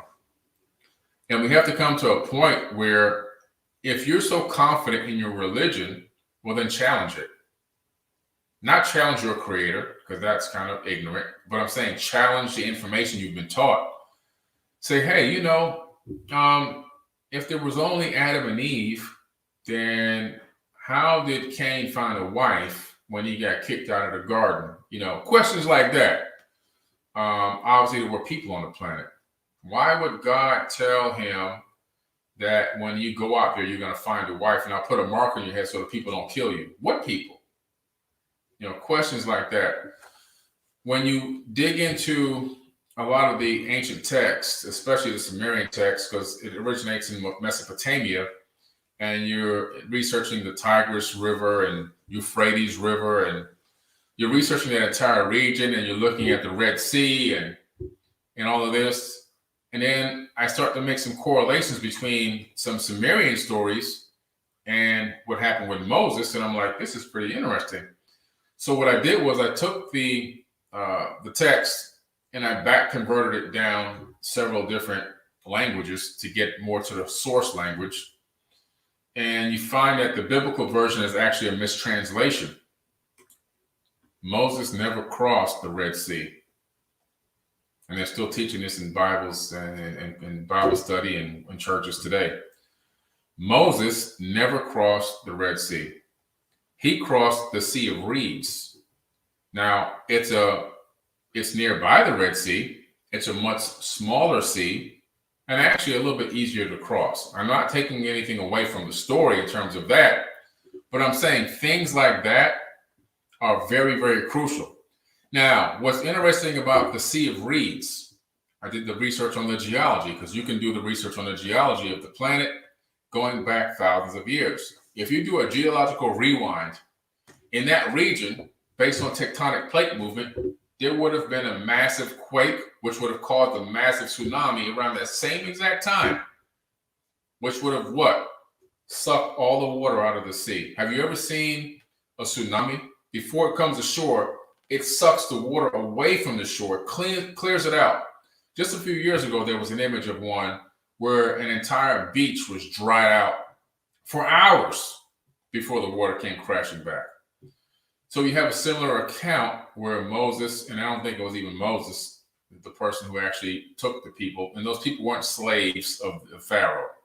There was never a slave of any pharaohs. When you go to Egypt, you're going to learn this firsthand. There were no slaves. Slaves never existed in Egypt for building pyramids and all this kind of hard work and labor. These people, there were slaves that existed, don't get me wrong, but these people that were claimed to be building all these pyramids and doing the work for the pharaoh like that on that level, that didn't exist. When you go to Egypt, when you find that they have all the medical records of the workers, these workers had insurance. They had a rudimentary form of insurance. They had paychecks, and all their paycheck records are still there and were left behind. Left behind, paycheck records. People were getting paid to work out there on those temples and those pyramids. There were no slaves. What happened was the story of Moses has been completely skewed and turned. So the true Moses is Akhenaten, Pharaoh Akhenaten. Pharaoh Akhenaten, who was worshiping Amun-Ra, who was one of the rulers and still right now really is ruling this entire planet. Amun-Ra is still ruling until Pisces fully ends. Okay, and Aquarius begins. That's in 2025. So Amun-Ra took over, also known in the Bible as Marduk, and also known in the Sumerian tablets as Marduk as well. In Egypt, known as Marduk Amun-Ra. He took over kingship in the age of Pisces, which are those little fish that you see Christians running around with on the back of their cars. They think it's representing the multitude of fish by Jesus, but it's not. The Pisces symbol represents the kingship handed down to Amun-Ra if you go back in ancient times. That's the original meaning of it. So they're riding around with one of the most evil, brutal rulers' symbols on the back of their cars and their vans and their minivans and everything else. They don't even realize it. But anyway, so Amun-Ra is the guy who, he's also known as Aten, the sun disk, because he mostly rules from his disk in the sky. That's why they call him Aten, the disk. And he would communicate with Akhenaten as a pharaoh. He would communicate directly to him. He had Akhenaten try to usher in monotheism, a one God religion. Because at that time, there were so many gods, the pantheon of gods existed. And what Aten was, he said he was a very jealous God. This is Amun-Ra. There'll be no other God but me, which also made it into the Bible.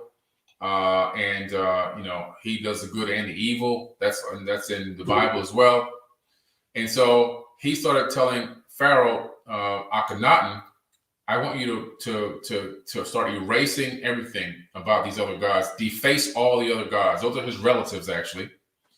So Akhenaten started having his military go around and start chiseling away all the faces of all the other gods, Thoth, Isis, Horus, Osiris, Ramses, anybody, whoever was out there that was considered to be, holy and God and to be worshipped and to be thought of as a living God. He wanted them all defaced.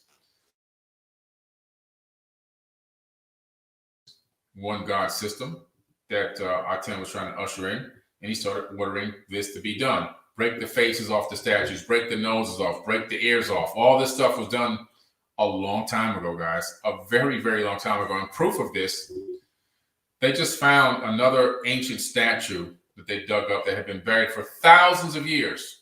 And guess what? The face was chiseled off, and so was the nose and the ears and everything else. This is how old, this is how far back this goes. So Akhenaten was got in trouble for this. Eventually, the people turned on him. The military turned on him. The other politicians turned on him. And it's like, look, dude, you got to get the hell out of here. You destroying everything. You destroying erasing our history. You going around erasing everything. And so he had been building his following base. He had become an influencer, all right, a religious influencer for people who wanted to believe in monotheism. And he acquired a huge following in that regard. And that following of him and these followers who want to go with this one God system, worshiping Amen, were kicked out of the kingdom. Okay, they were forced out. They were forced out. Now, what did Akhenaten do? Well, he went to the Great Pyramid and he had the Ark of the Covenant removed.